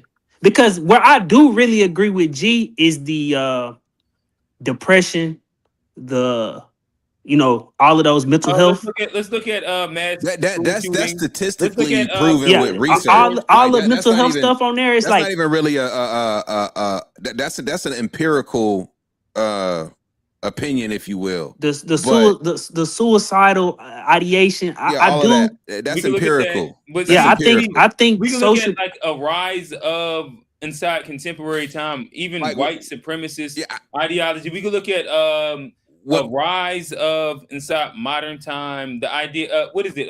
Fernetic. What's the shit that says that black people's skulls are smaller and they can't their brains are smaller and shit like that? Phrenology. Phrenology. There we go. There's literally a rise in that. If you listen to most people that are far right, they actually adopt racist ideologies that almost had died out for some years. And it's only through the introduction of the internet and resurfacing of phrenology and different things like that that it's becoming more prominent.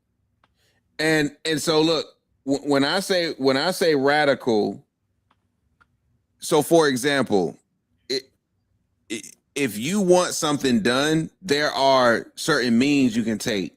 There are institutions established. There are policies. You can submit to this, talk to this person. Like, you can follow the process, and not be violent, if you will. And if you don't follow the process and you start to like break laws, be disruptive, be violent to make a point, that's one form of being radical, in my opinion, where it's like you're not taking the means to get something done. You're doing it your way, away from what's already been established, and you're gonna do it by any means. Like, that's a form of being radical. But are we talking about violence? Like, wouldn't we say the 60s were way more violent period that we lived in? Johnny, Like, context is important, brother. Context is important. We're gonna compare the 60s to where niggas was getting lynched and getting and not going to jail. But if radicalization is about violence, there was way more violence and without social dogs media and all types of shit like that. Like, the standard of living in the 60s and what it meant to be radical in the 60s is way different than what it means to be radical today. I mean, you say that, but the same people who say that they have an issue with the radicalism of the day is this very same people who I could pull up multiple YouTube pages, PragerU or whoever, of, you know, they saying that the people in the 60s had no right to be violent and radical. So like all of that stuff is a matter of perspective. It was somebody saying the exact same thing, G. Like, why should Black Americans during the civil rights be mad? They're not slaves no more. Like, that's like all, like, that's what I'm saying. Like, it's very hard to understand like what it has to do with being radical. Like help me. That was the radical of the time. Because like that was radical. Because what's radical matter to who's interpreting it, and I think that's just a hard thing to try to say we measuring. But so now if we saying what can we talk about if everything is compared to slavery? What can we even say if everything is compared to slavery? So like if I wanted a metric of like radicalism, like a good metric would be more political figures have been assassinated. You know, like this is a fact. But that's what I'm saying. Like, I don't think we should. CEO got assassinated. I don't think we should. I don't think if we saying somebody radical, it should be like the metric should be the actual like violence like that's committed, not just that's like But so what about political discourse that has led to actual legislation being pushed and or what did you say executive actions? So we can look at like how discourse has pushed Trump's executive actions and the radicalization. But that's not because of Trump and them is radical because they have a political ethos in which they believe like in like. Now Trump and them use the internet, but they are radical, right? To me. Right. So, but I can't just on a hardcore barometer just say like they blanket radical for everybody because it's somebody who see that and say that's normal. I think that you're blanket stating certain things that just aren't blanket statable. So right now, if we went and said that. We can. Do you think deporting all illegal immigrants is? Do you think deporting all illegal immigrants is radical? Kirk right now and his normalization of black slanted statistics that state that black people are more violent, and the fact that there is a influx of white youth that believe these statistics, that's not radicalization and that's normal. It is normal for the United States of America to believe that. What are we talking about? We passed the 92 crime bill before Charlie Kirk was even in his daddy nutsack. Off the premise that we believe black people was more violent than everybody else and that the state needed to be more brutal to them. The statement that was being outright. But that's what you're saying. You're trying to say like We went somewhere that we haven't that we've never been before. What I'm saying, we've already been there. We've already been there. Listen. Gotcha. We literally live in the United States of I think America that that incarcerates I think more what people. you're doing is like comparing almost What are we Y'all talking tripping. about? Y'all tripping. like because of there We was a time incarcerate where- more people in the Hold on, world, Steve, and most of Steve, those people so- is black. I understand what you're saying. I think that there's Can y'all like hear world me? differences between it.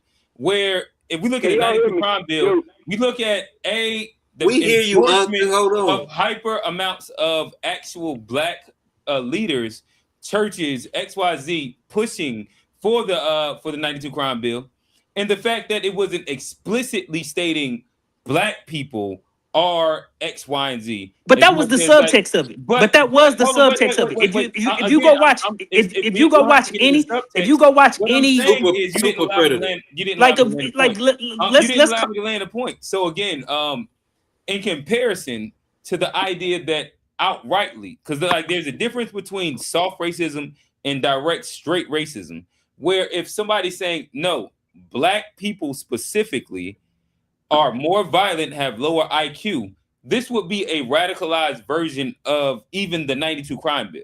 If that's what's being stated and being pushed upon and but the being agreed end, upon inside masses. I don't take issue. I'm not making distinctions between style. The end point is the same. Okay.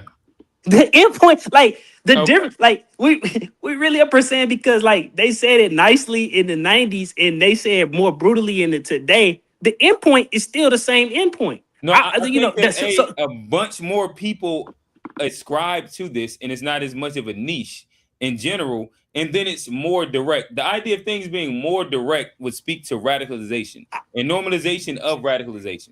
I think maybe I just don't have this. I mean, I do disagree with the structure of the world of the United States of America. I just think I don't have this freak out about it because I've always believed it's always been like this. And that's just a Gotcha. different point of view that I'm not gonna. I'm already have a certain level of alertness to it, so it's not like, oh shit, this is something new. This is how I've always perceived it to be. So you've always perceived that we're like that. Let me see how I can best frame this.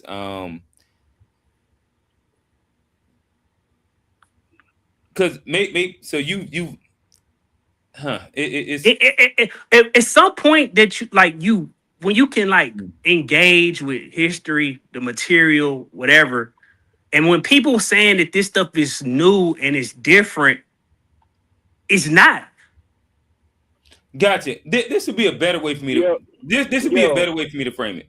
Let us get in there real Do quick. you always believe that because of like your framework is right now like you're just pushing radicalization inside the insight of white supremacy, in which if I ask like certain questions, it's an easy out for you to just be like, no, I've always perceived it that way. And so I just don't feel like framing it that way because it'll be circular as much as I could just move the goalpost to something else, in which I could say socialism and communism is at a high right now in America. And that in itself is partly, if not even partly, I think it's majorly due to social media. You don't think it's because of the material condition that you don't think? I think Americans you don't think that like people like this is an empirical metric. We love to talk about metrics, but this is an empirical metrics. Every generation since the boomers, economic mobility has went down. Your economic quality of life, and I think we have a misperception because we are a group of people here who are well off more than most people. But every generation of people, particularly men, because of deindustrialization, their economic prospects have went down.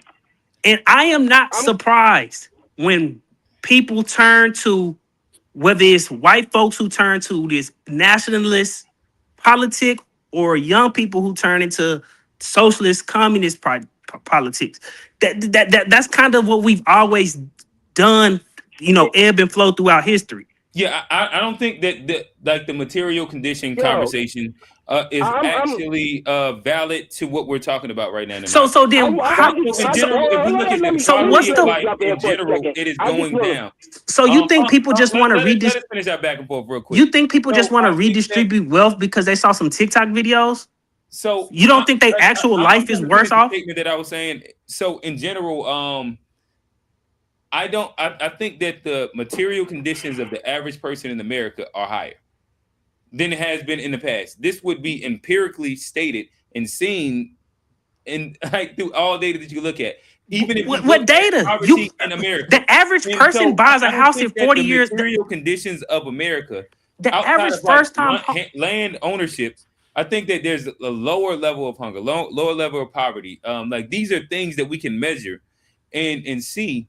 And I don't think that would be the thing that is driving socialism and communism. The average first-time home buyer in America is 39 and a half years old. Right. But that's because there's a lot more options. Like a lot of people don't want to own homes. I think that looking at that is the only metric and not what people's quality of life is, what they're able to afford, what like these like their poverty level in comparison to the past. We are poor, relatively. Like adjusted for inflation. Adjusted we are compared poor. to the billionaire class too. We adjusted for inflation, we are poor. Y'all arguing different things. Y'all arguing different things. Because if you look at just dollar for dollar what your dollar can get you today versus what it could get you in the past, we are poorer just on just purchasing power. Right. But if you then argue what Q is arguing, which is like access to amenities and certain qualities that improve your overall life experience, you know, like. But this is like hold on. Let me finish. My fault, G. Like for example, when I was growing up, at the early stages, we didn't have central air. And when we moved somewhere where we had central air, that was a big deal. Niggas had that central AC. And today, most niggas got central air. Even in the, like, if you're in a certain market. So what I'm saying is like, even though your purchasing power is down, your poverty experience, the floor has risen, so to speak, to where if you're at the bottom today, where you have access to internet, access to all these other things, where like back in the day, like these were amenities, but those things didn't exist though. Like, I think when they first came on the scene, like when niggas had net zero. But I think a more appropriate comparison would be. Is this right here?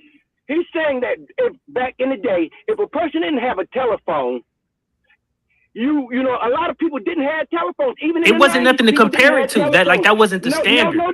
Listen. The comparison of that is today. Who the hell don't you know that don't have the internet? Everyone has the internet today. Back in the 90s, the telephone was something that should have been a necessity. But there was plenty of households that did not have telephones. So the access to things is not always comparable in today's society and in the society of the past, because of the access of things that you can have. From you having the internet, you have access to so many more things, which makes you a lot more richer, not in value of monetary things, but richer as in intelligence and things of that nature. Everything isn't always monetary. Some things quality of life is like that. Yes, exactly. But I just wanted to jump in here and just say from social media. Now, see, I was at the beginning of social media back in 97. I'm telling you, 97, we had chat rooms then. There were chat rooms. Nigga would download JPEGs. It was plenty of things going on back then. They had racial chat rooms then, but that's how I found out about Cash Money, was through the chat room on the internet. You understand what I'm saying? It's different things for us in the things that goes on with social media. So what y'all have with social media now is completely different. But at the same thing, with chat rooms that we had, that you go to hip hop chat room, they had chat rooms that was for people that thought that, you know, probably racist things and all people that like that. Marilyn Manson and all kind of weird shit. Exactly. To be fair, that's like Reddit. That's like Reddit, right? Like modern day Reddit. Like that's kind of that old school style social media. See what it was? Black was Planet that we was actually fire. had chat Black rooms. Planet Yeah, was what it was. when you But kind of the thing when you is had the chat rooms, when you had the chat rooms back then, it was like you it was just like you had to, .com or whatever, and it was like you go into it, and it would be people of like-minded. This was before MySpace. This is damn near 10 years before MySpace. But what I'm saying to you, you go in there and everybody in there could type in what they thought or this, that, whatever, and you could listen to the music or whatever, you know what I'm saying? But it was different, but it wasn't as many people had it. But it was still people that was radicals and people this, that, whatever. They had pages for everything. So none of this is new. It's just what's new is algorithm and all of that. But you had to go directly to what you wanted back then. Right now, when you go into the algorithm will push you towards the thing that you like G was saying earlier, things that you like or whatever. Algorithm will put you towards that. You had to directly go into it yourself. So it's nothing new with it that's going on now. This thing has been going on for the last 30 years, as far as the internet thing or whatever. This is nothing new. It's just algorithm pushes you towards things differently. All of this stuff, it's like y'all talking apples and oranges. It's really, it's there. It's always been there. And nobody's ever going to, you know what I'm saying, say that nothing is new under the sun, really. It just comes in a different package. That's it. Yeah, I'm not arguing that people don't go on the internet and don't get radicalized. I'm just saying that that's a byproduct of something that happens before they get to the internet. Thank you. That's all I'm saying. And I think a lot of people is, and I'm not saying this Q, and I'm not saying this G. I think that's completely false. I just think I'm not saying this Q, and I'm not saying this G, but a lot of tech bros and people who are making this push against the internet or the people getting radicalized on the internet is because they simply don't like the beliefs that's being cultivated is antagonistic towards them. All right, so Steve, let's stay exactly where you're at. You said that a person's belief is cultivated prior to the internet, and that's why. Their material condition, right? So, like, for example, if I live in the, what you mean by that? Let's engage. I understand that you can give me an example. If I live in the deindustrialized, let them give the example. I'm listening, Steve. If I live in the Midwest somewhere, and I grew up, probably a dude who live in Dayton, Ohio, and I've seen the economic, bottom fall out of, whatever my community is, whatever the case may be. And people are genuinely seeking out answers to what the cause is. Some people say it's immigration. Some people say it's China. Some people say, people have all of these ideas about what caused the economic downfall of the Midwest prior to they get into the internet. That's all I'm saying. When they do get to the internet, right? But I'm saying, just go back to where we're going. I understand, like the. But I don't think I'm disagreeing with you. I said I feel like people already material condition influence them to seek out a direct question to where you were at inside the state. But Q, just answer the direct questions. I understand that you could explain how. But I agree. But I didn't disagree with you. You said what I want to know is that give me an answer to the idea that in general material conditions are. I don't think people seek out radical ideals if their life is going good on the internet. I think that, and this is what I'm trying to lead to, I think that we see it all the time right now. I think that right now we see poor whites and rich whites all adopt the same exact ideology. And like, what's the ideology of poor whites and rich whites? Like, is Luigi a poor white? Luigi Mangione was, by all accounts, was a dude who had an insurmountable medical debt and had basically a back injury in which he was hopped up on drugs 24/7. And he took his issue with the medical industry and he turned that into what he turned it into by attacking see, that's his backstory. What I'm his backstory is I don't know Luigi's backstory, but what I'm asking you in general, like if I look at who is spilling, let's just go like white supremacy. That's like y'all wheelhouse right now. White supremacy rhetoric. I think that material conditions aren't driving their issue with black people. Oh no. I think that we see rich whites, poor whites, all think that black people are super violent and lower IQ. And this is a narrative that is being pushed on the internet. Material conditions are not replicated through this. Like this is not replicated, but typically, like, this isn't a through line in general. I think this is perfect. This is perfect. Okay. So typically, when white supremacy is talking about the degraded culture of black people, is typically, whether we agree with it or not, is because they view black folks, because of our lack of ability, IQ, whatever the case may be, as using resources at a disproportionate rate that could be going to them. Could we say that is a significant thought in white supremacy ideology? I don't think because that white rich youth have that experience. They because of the deficiency in black people, and people believe stuff is scarce in this world. If we got rid of black folk, or whatever the case may be, whatever the ideology end up being, whatever they want to do with black people, then we would have more stuff for us. Is that that's kind of always been the crux? I think that like you're going to an extreme that I don't even know if I agree with like parts of your extreme. Because they don't just not like black people because they don't like black people. My thing is that their subscription, like they're saying that in general, black people are this, and this. And it's not based off of their and so because black people conditions. And because black people commit crime, that makes the city worse, right? Okay. Black people on welfare, so that makes our tax obligation higher, right? White folks got more welfare. But there's a reason why they blame black people. From a raw perspective, yes. From living around these black people, like their lives and material conditions, especially for the youth in which we're speaking about that are being radicalized, they're not like this is. They don't. But this is the thing, Q. They've never lived around us to come up with these ideas. Like the whole concept of where I'm speaking about your material conditions claim and how it doesn't align with this. But they material conditions are getting worse. That's the thing. White people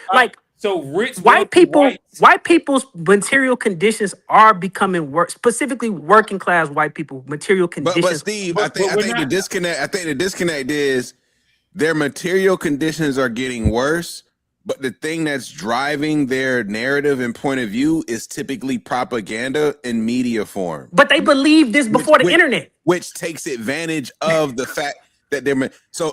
It's one thing to say that the material conditions are to blame, versus saying that media leverages people's material conditions against them to drive certain narratives. Do you? No disagreement. But my point is, but this is my whole point. I did not say that people then don't go on to the internet to get more radical. I said that ideology has already been cultivated within white people prior to even the existence of the internet. But it's due to media though, largely. Would you agree? From the inception of the country, they thought black people was a leech on society. Gotcha. They thought black people was a leech on society from day one. What reinforces the narrative? Is it media? Is it what? The culture of the country. All right, so how about this? The media doesn't have any impact on driving the culture. So Steve, the media is a byproduct of said culture. Gotcha. Don't get me wrong. I'm not disagreeing with y'all that to make it seem like these people don't have these beliefs prior to their engagement with the media and internet. I don't think that's true. I think that people this is already a very common ideal. Even people who don't perceive themselves to be white supremacists think that black people get too much welfare. They wouldn't typically say they white supremacists.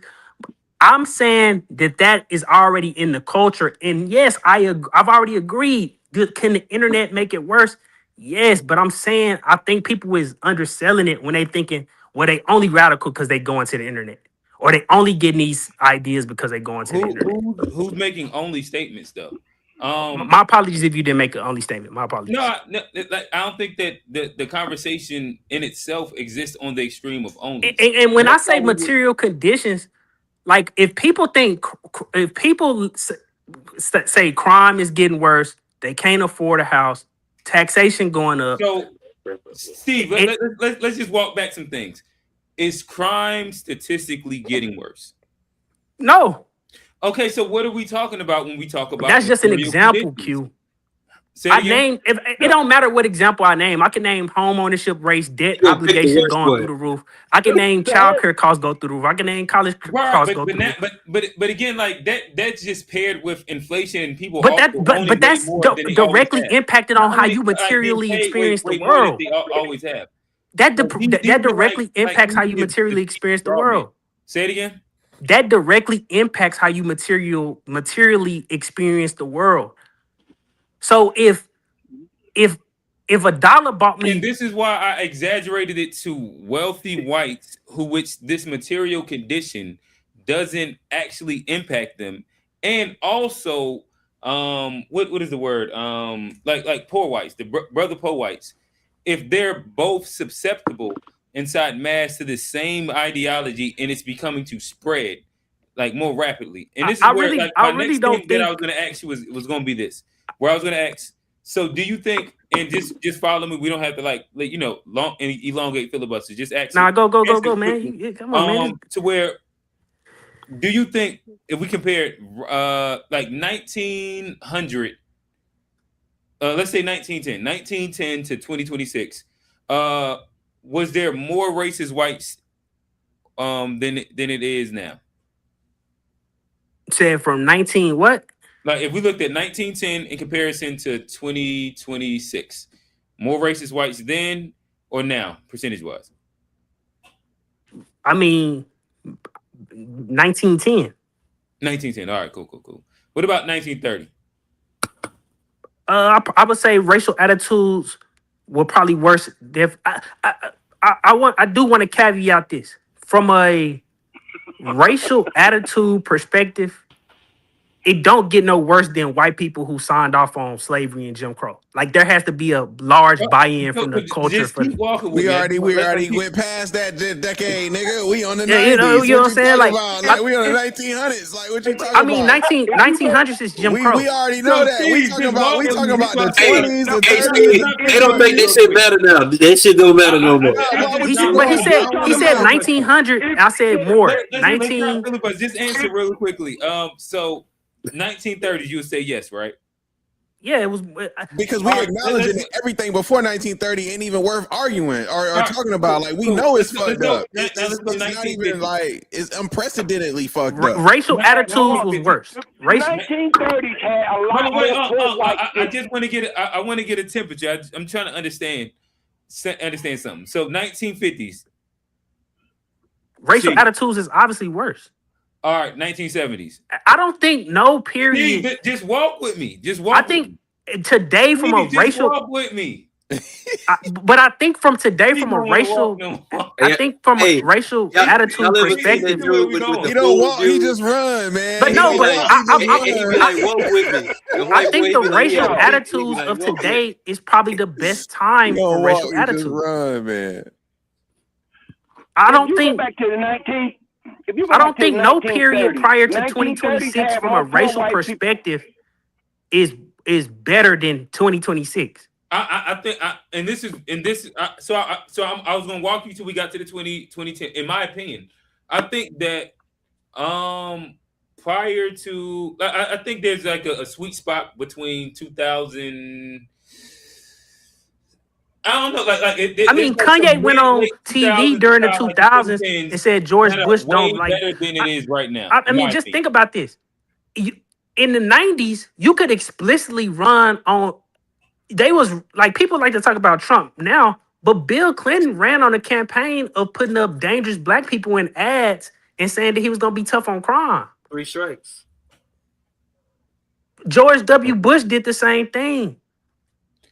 So, like I think people just because we had Obama. That was an argument that I was making. Yeah, but I just think I would also want you. So did he also put up dangerous whites? Or it was just No. blacks? I mean, they literally No, got a it moment was for just Bill black. Clinton So called I'm his looking at it Sister right now. Soldier, which is called his Sister Soldier moment, where he take his chance on TV to put black people in their place. No, I just want to make sure. So you're saying he put out ads that were only black people, dangerous blacks. I mean, you could go look up some. I mean, who else?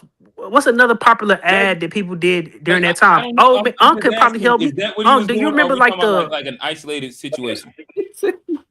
Back in the 90s, it wasn't to where he put up towards just blacks. But if you looked at the undertone on what he was speaking about, you I knew who understand he that. was speaking of. So, but Like that, but like the that was a thing part is of the that that was a going part of the back, politics if you're then. gonna go historically far as and when it was the worst far as and when people were more racist than whatever, it was the late 20s to the 30s. Because then when you had depression, you had more poor people that weren't used to being poor. And what it was that black people couldn't put their money into banks. And that's where the jealousy came out, where black people was buying shit. Black people didn't know a depression was going on because they didn't lose money out the bank.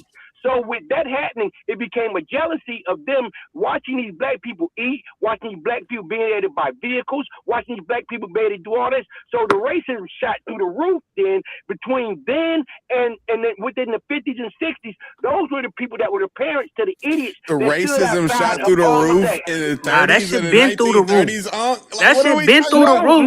Nigga, the racism is through the roof of when the shit started. What are we It's through the talking roof about? day one. No, but what I'm saying, Farge, and what I'm speaking of, that it was already there as an undertone, but it came out even more because of the jealousy pushed it out, and then you had things like that was there, Farge, like the radio and things of that thing of that technology that could push the agenda out more towards people and things like that had it to where they were able to radicalize that thing or whatever, far as and what it was going on then. So what it was is that the jealousy said it a lot even more towards black people within, and from there that's what grandfathered it back in, because some of them people wasn't around black people, whatever, but when they saw black people had more than they had, it fucked them up, and that's when the whole agenda pushed where black people had to get pushed down, and they started this, that, whatever, and they started far as and with the project system for the poor whites and all this shit that come out to what we have today. All of this shit was for them being poor, and they made us poor. They made us, as we was trying to reach our goals, and we were doing better and better. They muffled us down, and they put a muffler on us, and that's what happened with all of that. But as far as like that, the social media back then was the radio. And then you know what I'm saying? Everybody, but that's what it was. That's what was going on. That was their social media. I think the only difference we making, I don't think we really disagreeing on anything. I'm just having really a chicken or egg argument more than anything. I'm not really disagreeing. Oh, fuck you, old man. Hey, that's true though, old man. I'm trying to get there. I'm waiting. But that is but that is the kind of the argument. I can't see old man question. What was old man question? What old man said? Old man talking shit because he don't know the difference between Aboriginal and original. Old ass nigga, man. Old ass nigga, man. I don't know what the fuck he talking about right there, man. Hey, Q. What's up? Hey, man, I think it's time. Oh, okay. All right. Johnny said it's time to shut things down, so we gotta shut things down. He G said that. G said that. No, G said that first. No, don't make me sound like Johnny, G damn, said it nigga. First. Don't tell, Johnny, don't tell this nigga nothing ever. He like, we caught nigga. Like, hey, look, I ain't do nothing. Johnny missed the water in the box right there. It was, hey, come back, bro. It was us. Hey, he's trying to make it seem like I'm the party pooper. Nah, I'm trying to accommodate. I'm just saying. Damn. I saw the comment. If y'all want to hop into the after show, I'm gonna leave a link right here. It's been 3 hours already. No, we started late. And we at hour 2, which will be like 3.5 right now. Y'all need to work on y'all timeliness, man. Yeah, I agree. It's probably Johnny, bro. If I had to guess anybody's fault, it's Johnny's fault. Nah, this one was actually mine. It's always my fault. Look, it's always my fault. Johnny, bro, you just Johnny, why they do you I'll like jump- that, man? I'll jump on the sword. I'll jump on the Hey sword. man, what was that y'all on that was the Sunday show? That was the Sunday show, man. Johnny, your ass should have been off camera that day, bro. I don't know what the hell you was talking You about should that turn day. your camera on, Steve. Let us see the noggin. I ain't got no haircut in about 3 weeks, man. Whoa, Nah, Steve, I don't want to see the noggin. Yeah, Like, pause, let bro. Let us see the headline. Let us see the headline. I don't want to see at all. Like, whoa, that is crazy. All right, nonetheless, it's been a fun episode. That's a wild boy, yo. Unpacked show. Again, I am Q. That's Johnny, G, Steve, shout out to the chat. We had Fat Boy in there. We had Old Man in there. We had all of the guys. Had some newcomers pull up on us. But with that said, we out. Peace.